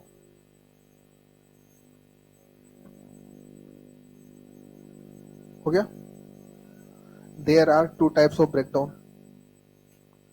There are two types of breakdown. First लिखेंगे Zener breakdown. There are two types of breakdown. First क्या लिखेंगे? एक second, graph बनाना चाहेंगे क्या breakdown voltage के साथ? वैसे तो बन चुका है ना ये आपके, क्यों बना रहे हो दोबारा? फालतू में क्यों कॉपी खर्च करें? There are two types of breakdown. First लिखेंगे Zener breakdown. तो Zener breakdown में पॉइंट के फॉर्म में लिखना शुरू करो। There are two types of breakdown. First है जीनर ब्रेकडाउन। जीनर ब्रेकडाउन के बारे में लिखना शुरू करो। अच्छा, ये जनरली कौन से डायोड में होता है? हाई डोपिंग कॉन्सेंट्रेशन वाले डायोड्स में। और ऐसे डायोड में डिप्लेशन लेयर थिन या थिक? थिन होती है। थिन ना? लिखो आप इसमें found in diodes. Zener breakdown के बारे में लिख रहा हूं, पॉइंट के फॉर्म में लिखना। Found in diodes having high doping concentration. Found in diodes having high doping concentration and thin depletion layer. High doping concentration and thin depletion layer. Thin depletion layer. हो गया? Next point. Breakdown occurs due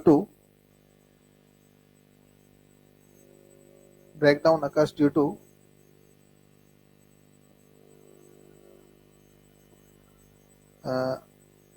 strong electric field. Breakdown occurs due to strong electric field inside depletion region. Breakdown occurs due to strong electric field inside depletion region. हो गया? इसी में next point, breakdown voltage is low.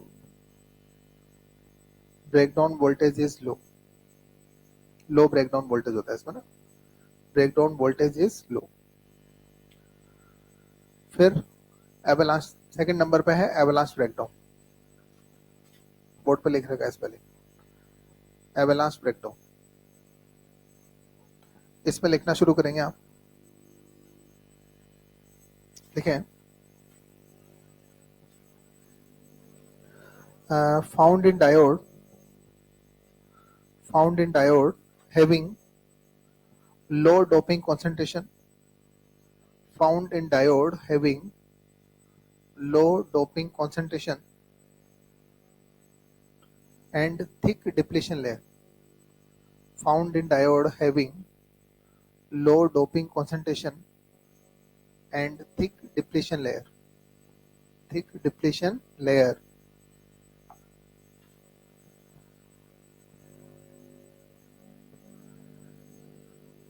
Next point, breakdown occurs due to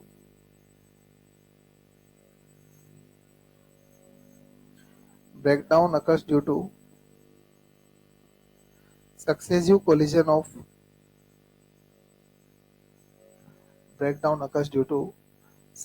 collisions of high kinetic energy electrons. Breakdown occurs due to successive collision of high kinetic energy electron with covalent bonds. High kinetic energy electron with covalent bonds. Breakdown voltage is high. Next point है breakdown voltage is high.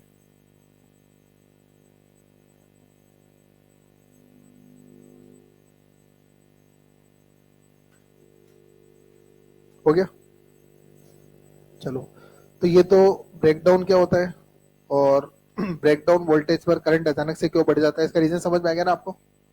देखो इधर देखो। जैसे मान लीजिए कि जैसे ये हाई डोपिंग वाला डायोड है, ठीक है ना?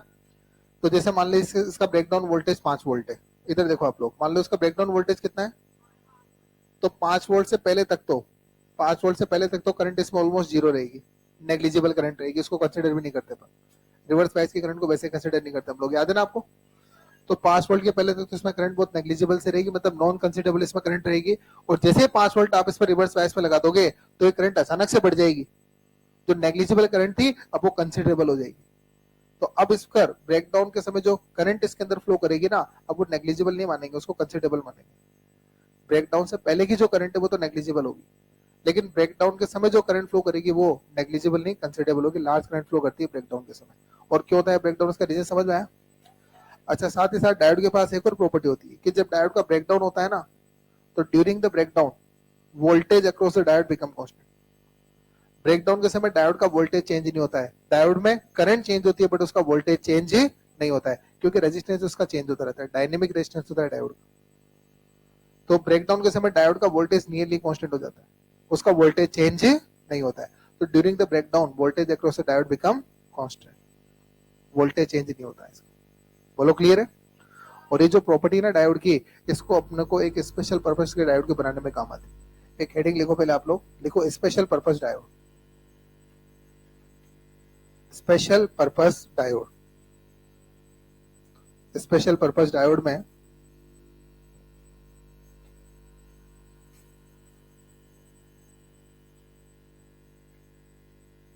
देखो, स्पेशल पर्पस डायोड में आप लिखें Zener diode. Special purpose diode में लिखें आप लोग जीनर डायोड। समझाता हूं क्या होता है ये जीनर डायोड, लिख दो आप लोग। स्पेशल पर्पस डायोड में क्या लिखेंगे आप लोग? Zener diode. अब जीनर डायोड क्या होता है पहले तो मैं आपको बता दूं। देखो, होता तो डायोड ही है, पीएन जंक्शन होता है जीनर डायोड भी, बट ये स्पेशल पर्पस के लिए इसको बनाया जाता है, इसको स्पेशल पर्पस के लिए डिजाइन किया जाता है। क्या स्पेशल पर्पस है वो भी आपको समझाऊंगा। ये भी एक पीएन डायोड ही है, ये भी एक पीएन जंक्शन ही है, बट इसको नॉर्मल यूज के लिए नहीं बनाया जाता, साधारण डायोड नहीं होता, स्पेशल पर्पस के लिए डिजाइन किया जाता है इसको, जीनर डायोड को। ठीक है, इसका सिंबल भी नॉर्मल डायोड से थोड़ा डिफरेंट होता है। अच्छा, जो सिंपल डायोड होता है ना, सिंपल डायोड होता है, उसका सिंबल तो ये होता है, ये सिंबल किसके लिए होता है? सिंपल डायोड के लिए। जीनर डायोड का जो सिंबल होता है वो थोड़ा डिफरेंट होता है। जीनर डायोड को अपन ये सिंबल करके बनाते हैं, बस ये सिंबल हो तो न्यूमेरिकल्स में काम आएगी सब बातें, हर बात का एक मीनिंग है, अब टाइम पास नहीं चल रहा कुछ भी। देखो ये जो सिंबल है ये किसका सिंबल है बोलो? तो जब भी आपको अगर ये वाला सिंबल दिखे तो समझ जाना कि यार ये नॉर्मल डायोड नहीं है, स्पेशल डायोड है, और ये जीनर डायोड का सिंबल है भाई। किस डायोड का सिंबल है? जीनर डायोड के लिए ये सिंबल होता है। तो जब भी ये सिंबल दिखेगा सर्किट में समझ जाना कि जीनर डायोड होता है। स्पेशल पर्पस के लिए बनाते हैं इसको, स्पेशल पर्पस के लिए इसको डिजाइन किया जाता है। अच्छा, और इसको यूज अपन रिवर्स बायस में करते हैं हमेशा। जीनर डायोड को यूज किस में करते हैं? और ब्रेकडाउन रीजन के अंदर यूज करते हैं इसको। रिवर्स बायस में भी देखो ना, ये रिवर्स बायस का ग्राफ है वी और आई का, ये वी और आई का रिवर्स बायस के अंदर ग्राफ है। तो रिवर्स बायस में भी इसको यूज, जैसे मान लीजिए कि ये कोई मेरे पास जीनर डायोड है, सपोज करो इसका ब्रेकडाउन वोल्टेज 5 वोल्ट है। ब्रेकडाउन वोल्टेज 5 वोल्ट का मतलब क्या हुआ? रिवर्स बायस में 5 वोल्ट के पहले तक तो जीरो करंट मानेंगे, और 5 वोल्ट पर इसमें करंट अचानक से लार्ज हो जाएगी, मतलब 5 वोल्ट पर जो इसमें करंट होगी वो कंसिडरेबल की नेग्लिजिबल, और 5 वोल्ट के पहले की करंट इस पर रिवर्स बायस में नेग्लिजिबल। ये इसके ब्रेकडाउन वोल्टेज का मतलब हो गया। बोलो क्लियर है? तो स्पेशल पर्पस के लिए बनाया जाता है और उसको रिवर्स बायस में यूज किया जाता है। किसमें यूज करते हैं? और ब्रेकडाउन रीजन के अंदर यूज करते हैं। ब्रेकडाउन रीजन से पहले इसका कोई यूज नहीं है, इसका जो यूज होता है वो ब्रेकडाउन रीजन के अंदर होता है। सर फॉरवर्ड बायस में यूज करेंगे तो क्या होगा? कर लो, जैसे नॉर्मल डायोड काम करता है, सिंपल डायोड काम करता है, वैसे ये भी काम करेगा।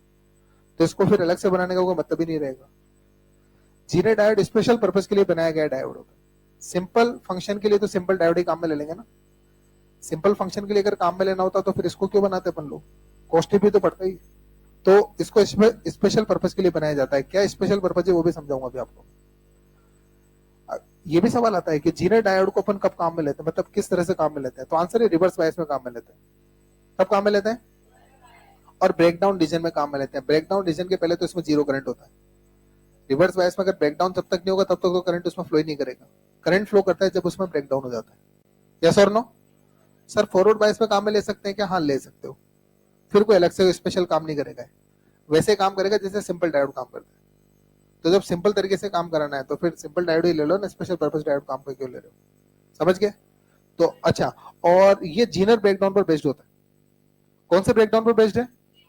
दो तरह के ब्रेकडाउन बताया ना मैंने आपको भी, जीनर और एवलांच। तो ये जीनर ब्रेकडाउन पर बेस्ड डायोड होता है। और जीनर ब्रेकडाउन में क्या होता है ये सब जानते हैं आप लोग।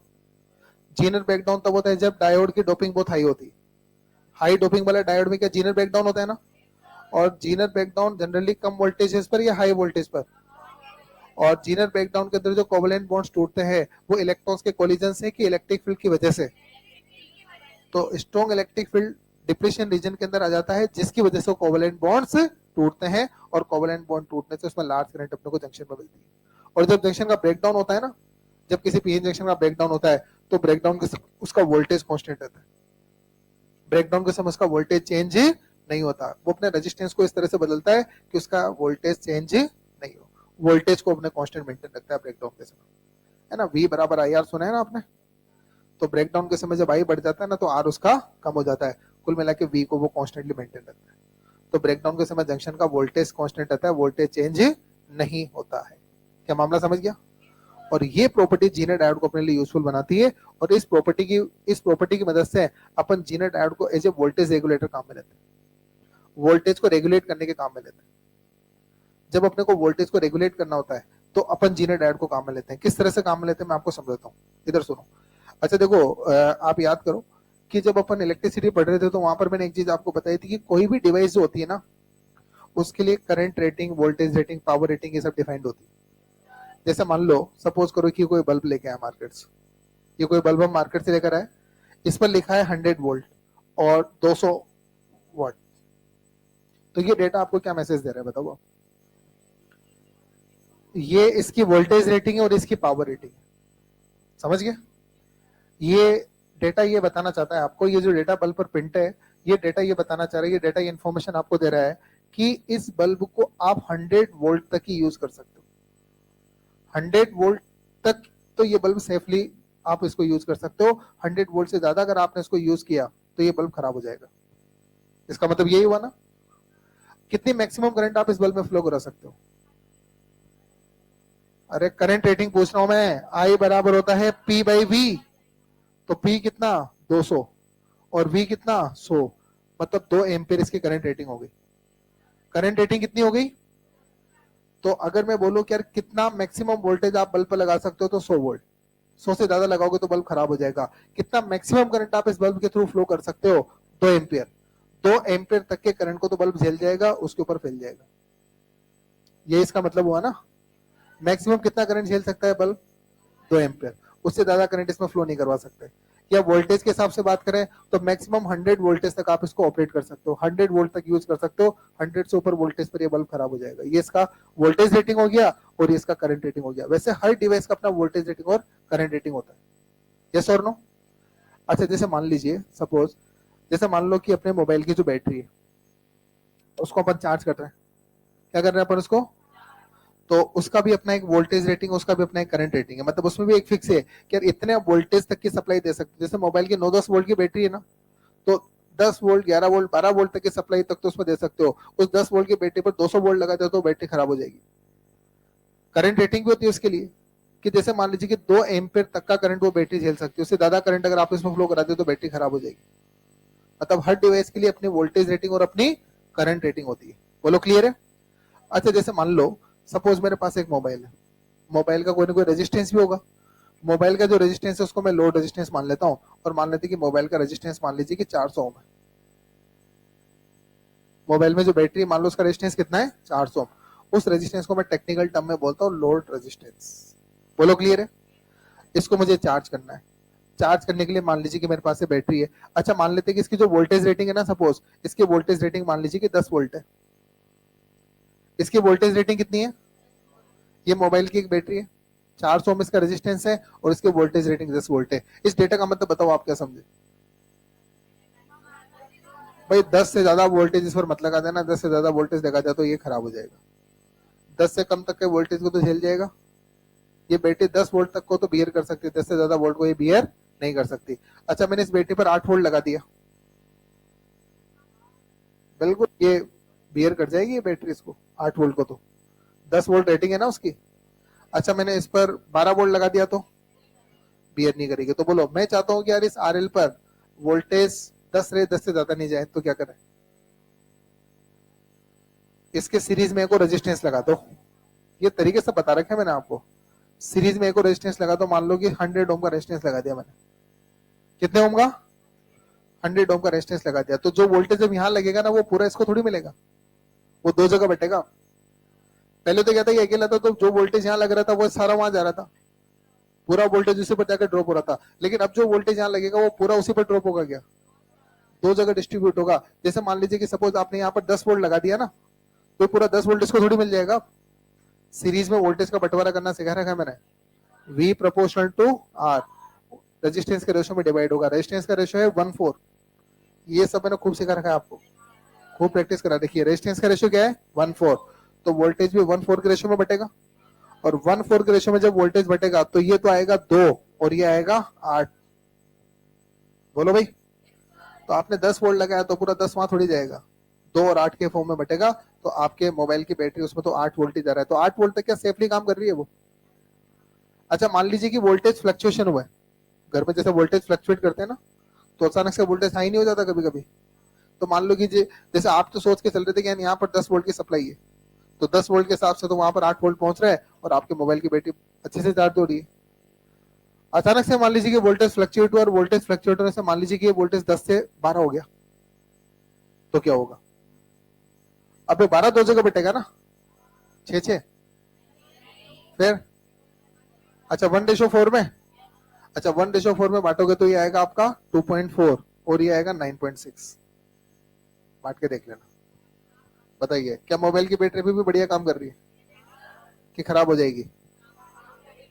वोल्टेज फ्लक्चुएशन में हो सकता है कि 12 की जगह 15 हो गया हो, ये भी तो हो सकता है ना। तो वोल्टेज फ्लक्चुएट अपने घर में मान लीजिए अचानक से हुआ, जहां पर अपने मान के चल रहे थे कि 10 वोल्ट की सप्लाई आ रही है, वो अचानक से बढ़कर मान लो 15 की हो गई, तो वोल्टेज फ्लक्चुएशन से मान लीजिए कि जो आपका वोल्टेज अचानक से बढ़ गया और ये 10 की जगह मान लो 15 हो गया। अब ये 15 दो जगह बटेगा और 1:5 पे बटेगा, और 1:5 पे बांटोगे तो ये बटेगा 3 और 12। हाँ बैटरी खराब हो गई। अब तो क्या बैटरी खराब हो गई, तो क्या अपन दिन भर ये बैठ के देखे घर पे कि यार अपने मोबाइल में कब वोल्टेज की, कब लाइट में अचानक से वोल्टेज फ्लक्चुएट हुआ कि मोबाइल की, मतलब मोबाइल चार्ज करने के बाद उसी के पास बैठे रहो। और फ्लक्चुएशन में जब बैटरी खराब होगी तो तुम्हें पता भी नहीं चलेगा कि कब वोल्टेज अचानक से बढ़ गया, वोल्टेज दिखता थोड़ी है। वो तो अचानक से हाई वोल्टेज आने के बाद जब 2-4 बल्ब फ्यूज होते हैं ना या कुछ डिवाइस खराब होता है तब पता चलता है कि यार वोल्टेज अचानक से बढ़ गया था। देखा होगा ना आप लोगों ने कई बार, हाई वोल्टेज आता है तो टीवी खराब हो गई, कभी वॉशिंग मशीन खराब हो गई, नहीं देखा आपने कभी, हाई वोल्टेज की वजह से एसी खराब हो गया घर में, सुना तो होगा।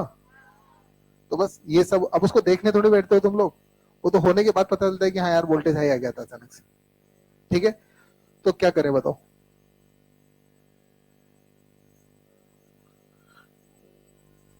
कोई सॉल्यूशन है कैसे। अब इसका सॉल्यूशन मैं बताता हूँ। इधर देखो तुम लोग, अपन यहाँ पर जीनर डायोड को लेकर आएंगे और जीनर डायोड को लगा देंगे लोड रेजिस्टेंस के साथ पैरेलल में। किसको लगा यूज करते हैं हमेशा, जीनर डायोड को। देखो क्या वो रिवर्स बायस में है क्या। अच्छा इसका जीनर ब्रेकडाउन मान लीजिए कि, और आप ये चाहते हो ना कि आपके लोड के क्रॉस 10 वोल्ट से ज्यादा वोल्टेज ड्रॉप नहीं हो, तो आप जो जीनर डायोड लगाओगे ना वो ऐसा जीनर डायोड लगाना है जिसका ब्रेकडाउन वोल्टेज 10 वोल्ट हो। आपको ऐसा जीनर डायोड लगाना है जिसका ब्रेकडाउन वोल्टेज कितना हो 10 वोल्ट। तो 10 वोल्ट ब्रेकडाउन का जीनर डायोड लगा दो इसके पैरेलल में। रिवर्स बायस में लगाना है, फॉरवर्ड बायस में तो नॉर्मल डायोड की तरह काम करेगा, फिर इसको लगाने का मतलब ही खत्म हो जाएगा। ये तो शॉर्ट सर्किट कर देगा, इसको करंट ही नहीं जाने देगा, इसमें चार्ज ही नहीं हो पाएगी ना बैटरी फिर तो देखो ये मैंने जीनर डायोड लगा दिया। अब इधर देखो कहानी समझो पूरी ध्यान से। पहले मैंने कितना वोल्ट लगाया था पता है, यहाँ पर 10, तो यहाँ पर 2 था और यहाँ पर 8 था। जब इस पर 8 है तो इस पर भी 8 है क्योंकि दोनों पैरेलल में, और 8 वोल्ट पर इसमें कोई करंट नहीं जाएगी क्योंकि ब्रेकडाउन में ही करंट कंसिडर होती है, ब्रेकडाउन से पहले तो करंट नेग्लिजिबल होती है। तो जब इस पर 8 वोल्ट का ड्रॉप हो रहा है तो इस पर भी कितना है, तो बताइए क्या इसमें करंट का फ्लो हो रहा है क्या। तो जीनर कोई करंट ड्रॉ नहीं कर रहा सर्किट, तो यहां से जो करंट निकली है ना बैटरी की, वो करंट ऐसे ऐसे चल रही है। जब 10 वोल्ट है तब जीनर के थ्रू कोई करंट नहीं है, तो करंट ऐसे चल रही है। अच्छा जब ये वोल्टेज 10 से जब 12 हुआ ना, जब ये वोल्टेज 10 से 12 हुआ तो 12 हुआ तो ये तो हो गया 2.4 और ये हो गया 9.6। अभी भी जीनर का ब्रेकडाउन नहीं हुआ, अभी भी जीनर का ब्रेकडाउन कितने वोल्ट पर होगा, तो जीनर का ब्रेकडाउन अभी भी नहीं हुआ, तो अभी भी जीनर के थ्रू कोई करंट नहीं है। तो जो करंट निकल रही है वो करंट ऐसे ऐसे फ्लो कर रही है। और जैसे आपने मान लीजिए 15 वोल्ट यहाँ पर कर दिया ना, तो 15 वोल्ट करने से ये तो हुआ 3 और ये हुआ 12। जीनर तो 10 पर ही ब्रेकडाउन में आ गया था, जीनर इसका वोल्टेज 12 पहुंचने नहीं देगा। जैसे इसके क्रॉस वोल्टेज 10 होगा ना तो जीनर के क्रॉस भी क्या हो जाएगा, और जीनर ब्रेकडाउन में आ जाएगा। और जैसे जीनर ब्रेकडाउन में जाएगा तो जो एक्स्ट्रा करंट इधर आ रही थी जिसकी वजह से डिवाइस खराब हो रही थी, वो एक्स्ट्रा करंट जीनर से पास हो जाएगा। तो और ब्रेकडाउन के समय जीनर का वोल्टेज कांस्टेंट हो जाता है, तो जीनर का वोल्टेज कितना रहेगा, हमेशा 10। वहां कितना में लगाओ जीनर के क्रॉस हमेशा 10, तो इसका भी हमेशा 10 ही मेंटेन रखेगा, इसका 12 तक पहुंच ही नहीं पाएगा। क्योंकि जीनर ब्रेकडाउन में चला गया ना, और ब्रेकडाउन में वोल्टेज क्या रहता है, कांस्टेंट, और इसका वोल्टेज अगर कांस्टेंट है तो इसका भी वोल्टेज तो वही रहेगा ना, क्योंकि दोनों पैरेलल में, तो इसका वोल्टेज क्या रहेगा, 10 ही रहेगा।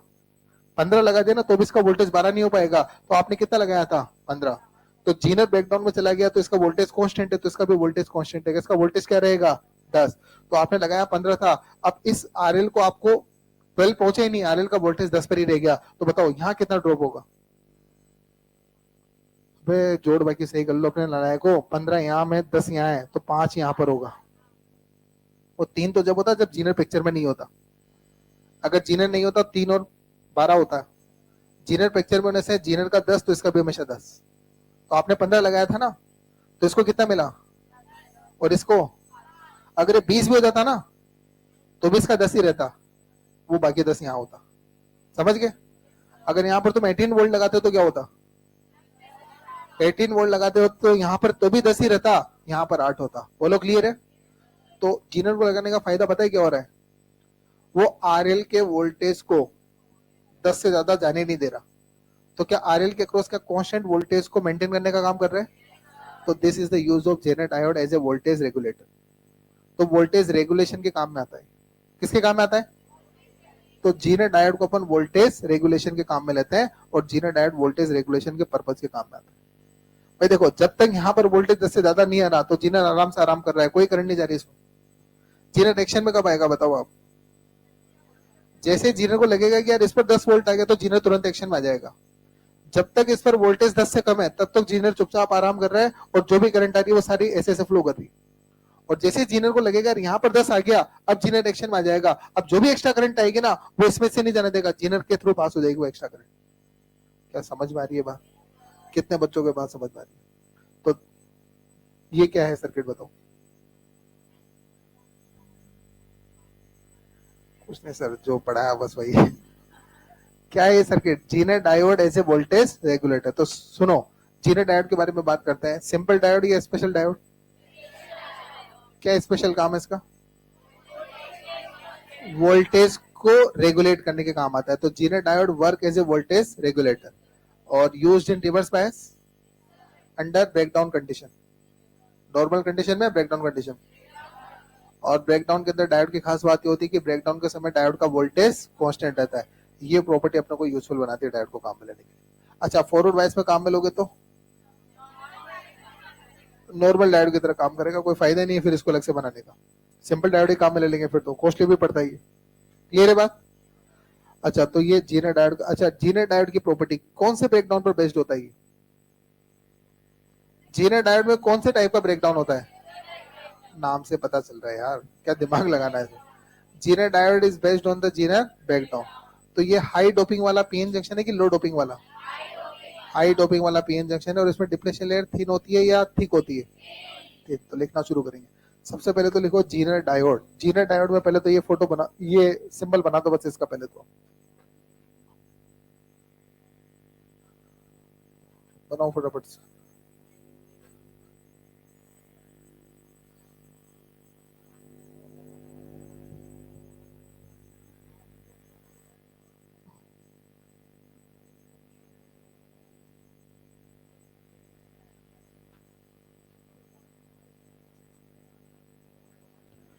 जीनर डायोड में पहले सिंबल बनाओ फटाफट से।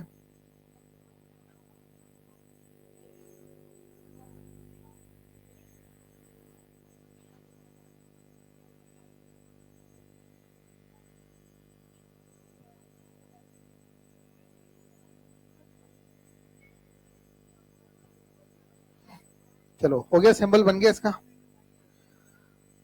इसमें लिखो एक दो वर्ड्स इसके बारे में लिख लो। It is highly doped PN junction, it is highly doped PN junction which is used in reverse biasing. It is highly doped PN junction which is used in reverse biasing, which is used in reverse biasing in breakdown region, which is used in reverse biasing in breakdown region, in breakdown region। हो गया। Next point, it is used for, sorry, इसके पहले it is used for के पहले जो मैं बोल रहा हूँ वो लिखो। In breakdown region voltage across the diode, in breakdown region voltage across the diode remain constant. In breakdown region voltage across the diode remain constant. This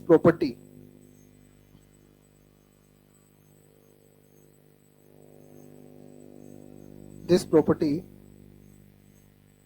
of Zener diode is used for voltage regulation. This property of Zener diode is used for voltage regulation.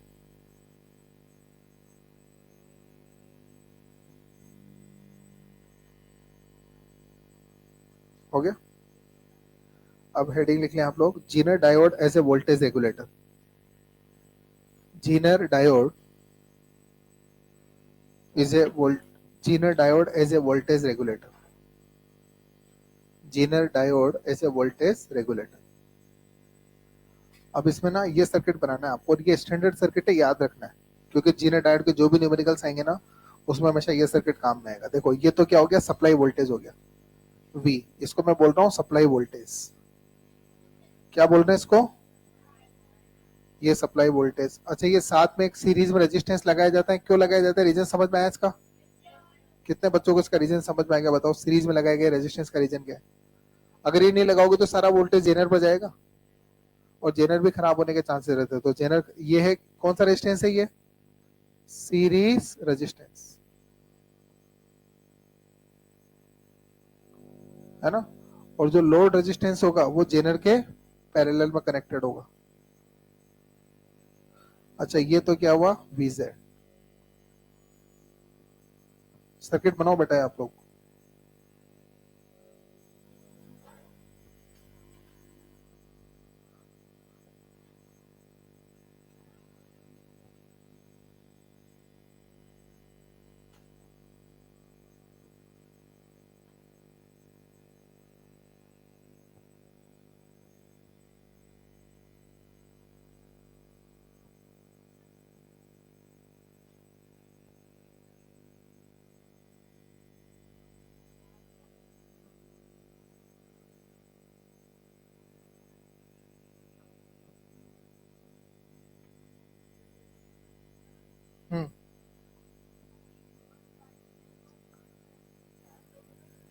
Reverse bias में, अरे reverse bias में open circuit तब होता है जब वो breakdown से पहले होता है।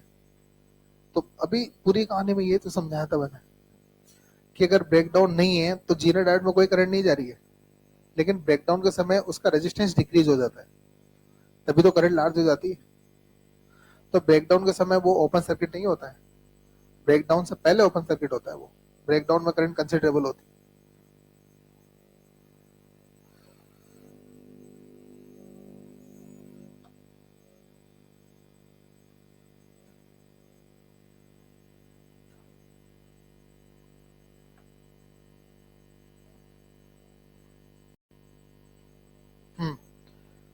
ये सर्किट बन गया क्या आपका?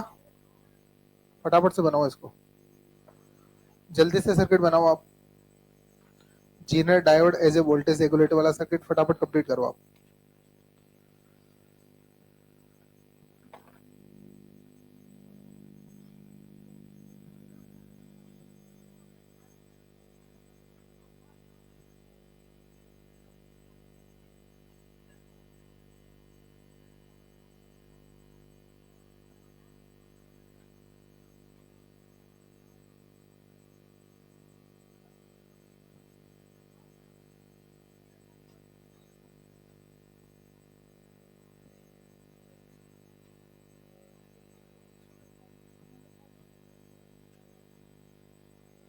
लिखो बेटा, इसमें लिखो, ये जो आपने सर्किट बनाया ना Zener diode as a voltage regulator वाला, इस पे लिख लो पॉइंट्स की फॉर्म में। ठीक है, Zener diode is connected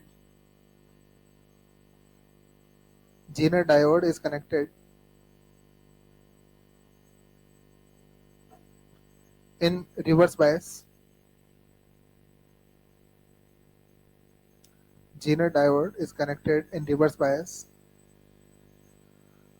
across the load resistance RL. Zener diode is connected in reverse bias across the load resistance bracket में RL. ठीक है, नेक्स्ट पॉइंट लिखें आप इसमें. A series resistance RS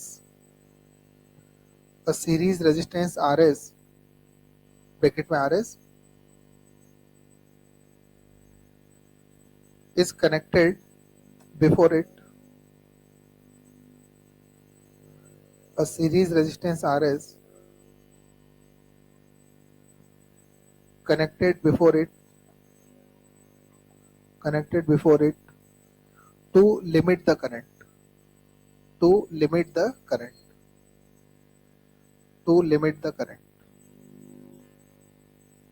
ठीक है,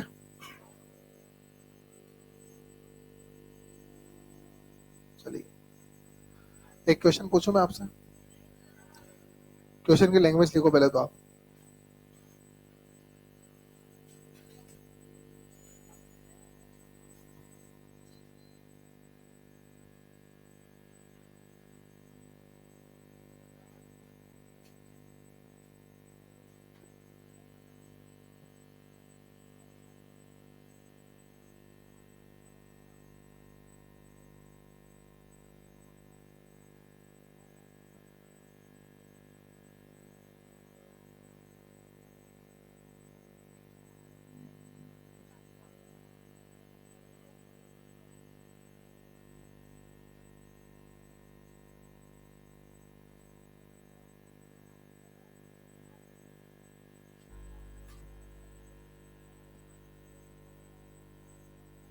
क्वेश्चन की लैंग्वेज लिखो बेटा आप लोग. Calculate current through the Zener diode.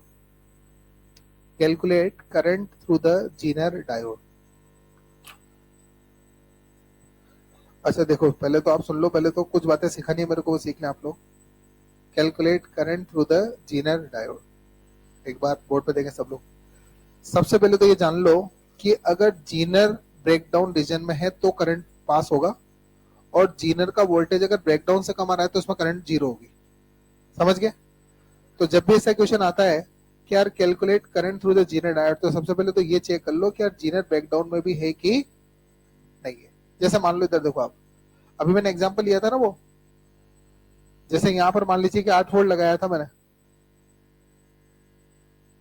ये सर्किट काम में लिया था, याद है आपको? ये 100 था और ये 400 था, याद है? तो यहाँ पर सॉरी यहाँ पर 10 वोल्ट लगाया था मैंने, तो यहाँ पर कितना ड्रॉप हुआ था? 2, और यहाँ पर 8, और ये 10 वोल्ट ब्रेकडाउन वाला डायोड है. इस केस में जीनर में करंट पूछेंगे तो जीरो आ जाएगा. क्यों आएगा? रीजन बताओ.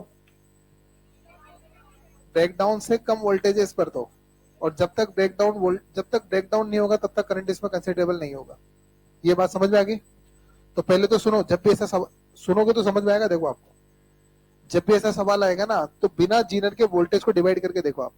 जीनर का ब्रेकडाउन कितना है? 15. अगर इस पर तुम्हें 15 या उससे ज्यादा नजर आ रहा है तो ही जीनर में करंट आएगा. अगर इस पर 15 से कम वोल्टेज है तो जीनर ब्रेकडाउन में नहीं आ पाएगा ना. नहीं समझे? तो पहले तो इस 20 को बांट के देखो. 20 को किस रेशो में बांटोगे? 1:4. और 1:4 में जब 20 को बांटोगे तो 4 और 16, मतलब यहाँ पर कितना वोल्टेज है? और जीनर को ब्रेकडाउन के लिए कितना चाहिए था? 15. मतलब जीनर ब्रेकडाउन में तो डेफिनेटली जीनर में करंट तो है. क्या जीनर में करंट तो है क्या? और एक और चीज, जब जीनर ब्रेकडाउन में होता है ना तो उसके अक्रॉस वोल्टेज कांस्टेंट रहता है.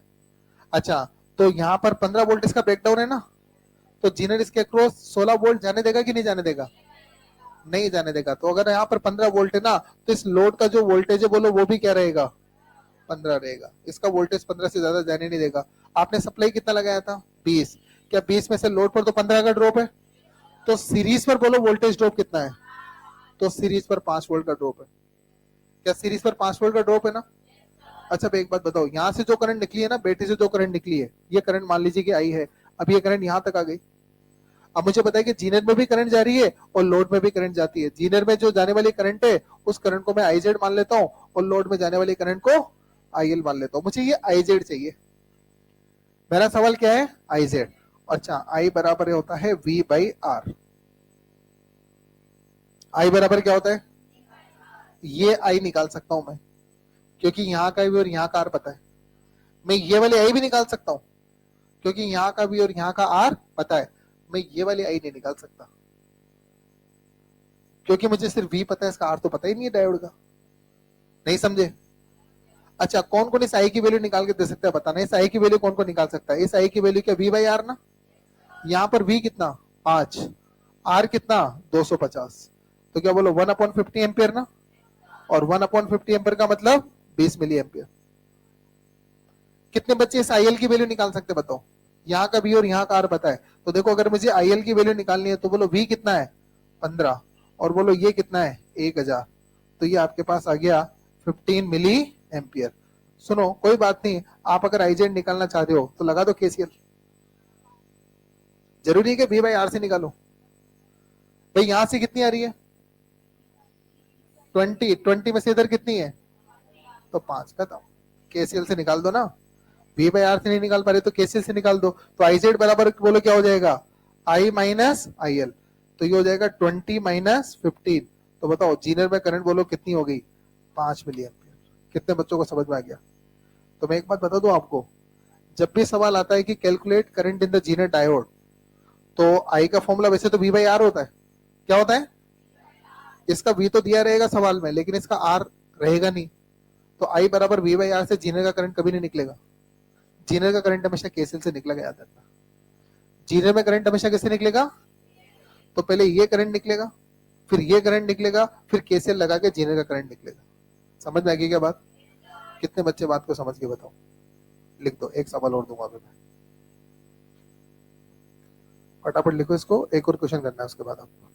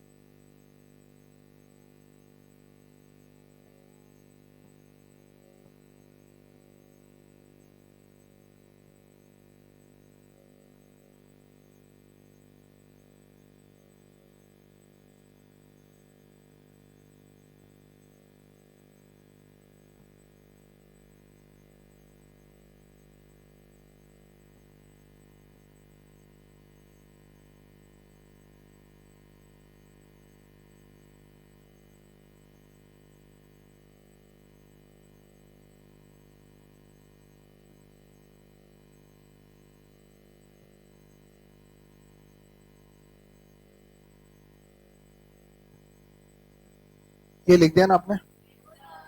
चलो, एक अगला क्वेश्चन बोल रहा हूँ, उसकी लैंग्वेज बोल रहा हूँ मैं ना। क्वेश्चन लिखिए अगला। मैंने पिछली क्लास में होमवर्क, ये बता दो, मैंने होमवर्क आपको कहाँ तक का दे रखा है? 48 तक का दे रखा है, ठीक है। क्वेश्चन लिखिए आप। A Zener diode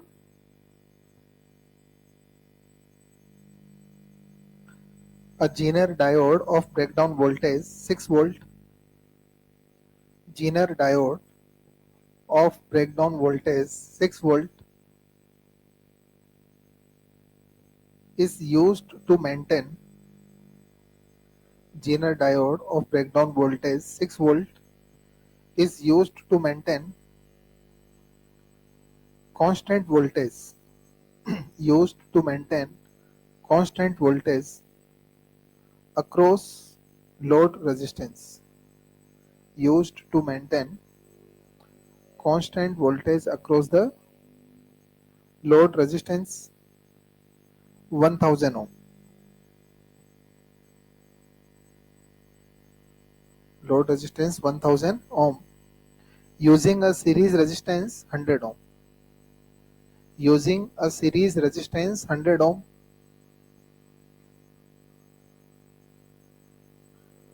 if EMF of the source voltage, if the EMF of the source voltage is 9 volt, EMF of the source voltage is 9 volt, then calculate EMF of the source voltage is 9 volt, then calculate.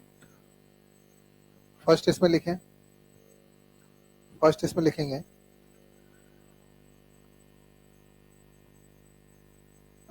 Current through the series resistance comma load resistance and Zener diode. Current through series resistance comma load resistance and Zener diode.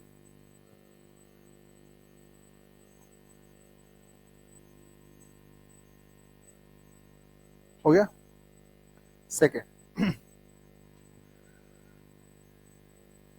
Second इसमें है power dissipated in Zener diode. Power dissipated in Zener diode.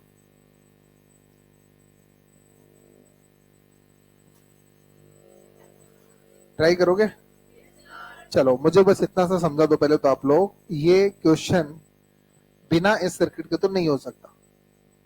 ये question तभी हो सकता है जब आपके दिमाग में सर्किट होगा, क्योंकि जब तक आपको जीनर का वोल्टेज रेगुलेशन का सर्किट नहीं पता ना, तब तक ये सवाल नहीं हो सकता आपसे. मैं आपको बता दूं तो कुल मिला के मैं बताना चाह रहा हूँ आपको कि जरूरी नहीं कि हमेशा सर्किट बना हुआ मिले आपको.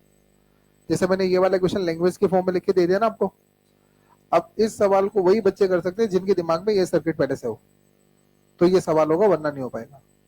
तो ये सर्किट बनाओ पहले तो, और जो जो वैल्यूज दे रखी है वो पुट करो और फिर दिमाग लगा के सोल्व करके दो.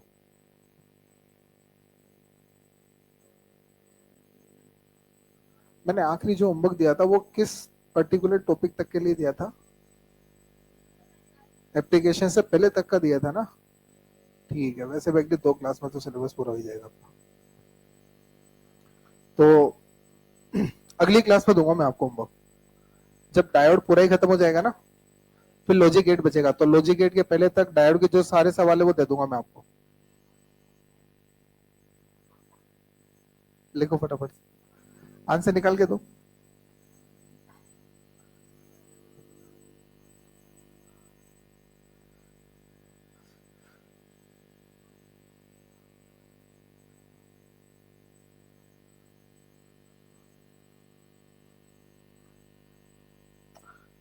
चलिए बोर्ड पे देखे बेटा सब लोग एक बार.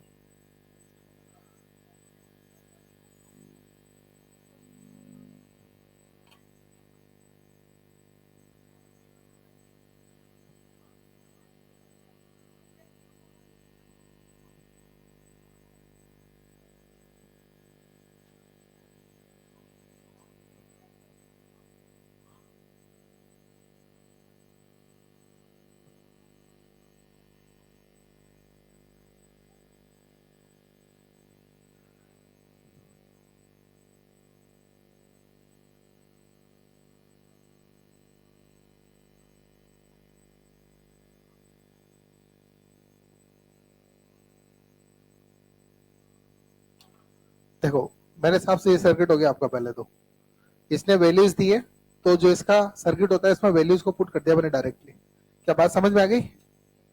अच्छा आप इधर देखो बेटा, आप लोग इसको सोल्व करते हैं. सबसे पहले तो हमेशा चेक ये करो कि जेनर में करंट भी है कि नहीं है. और जेनर में करंट चेक करने का तरीका क्या है? आप इस आरएल का वोल्टेज देखो. अगर आरएल का वोल्टेज 6 से ऊपर जा रहा है तो ब्रेकडाउन में है और इसमें करंट है, वरना नहीं है. तो देखो आप इसको हटा के देखो, 9 2 जगह बांटो 1:10 में, तो यार ये तो 6 के तो ऊपर ही आ रहा है, मतलब ब्रेकडाउन में तो है. बोलो क्लियर है? और ब्रेकडाउन में जीनर इसके अक्रॉस वोल्टेज को कांस्टेंट रखेगा. जीनर ब्रेकडाउन अगर 6 वोल्ट है तो इसका वोल्टेज भी बोलो कितना? 6. तो ये VL6. तो 9 में से 6 तो यहाँ पर है, तो बोलो इस RS का वोल्टेज कितना? 3. तो बोलो इस RS के अक्रॉस जो वोल्टेज होगा क्या? बोलो 3 वोल्ट होगा ना. तो बताओ ये करंट तो मान लो आई है. अब ये आई 2 पार्ट में बटी ना. जीनर में जाने वाली करंट कितनी है? IZ.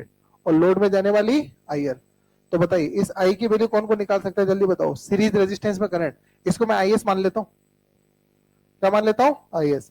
तो सीरीज रेजिस्टेंस की करंट को आई एस मान लो, तो उसका आई चार, तो वी और आई, वी और आर दोनों है ना अपने पास, तो बोलो 3/100, बोलो कितना होगा, 30 मिली एम्पियर। क्या आई एल भी निकाल सकते हो, बोलो वी कितना 6 और आई कितना, आर कितना 1000, तो ये आ गया 6 मिली एम्पियर। और जीनर का करंट हमेशा तो केसीएल से निकलेगा, तो I S minus I L, तो 30 माइनस 6, बोलो बेटा कितना आ गया, 24 मिली एम्पियर। बोलो हो गया ना। अच्छा उसके बाद power in Zener, power in Zener, Zener का पावर चाहिए, तो बोलो पावर के लिए फॉर्मूला आई स्क्वायर आर भी होता है, आई तो है बट आर नहीं है। वी स्क्वायर अपॉन आर भी होता है, वी तो है बट आर नहीं है, तो फिर कौन सा फॉर्मूला लगाए पावर, वी इंटू आई वाला, तो V Z into I Z. V Z तो कितना है बोलो 6 वोल्ट, और आई जेड कितना है 24 मिली एम्पियर, तो बोलो बेटा कितना आ गया 144 मिली वाट। क्या क्लियर है ना ये। इसमें अगर कोई कंफ्यूजन या कोई डाउट हो तो पूछ लो बेटा, नहीं है क्लियर, अगली क्लास में कंटिन्यू करें अब इसको।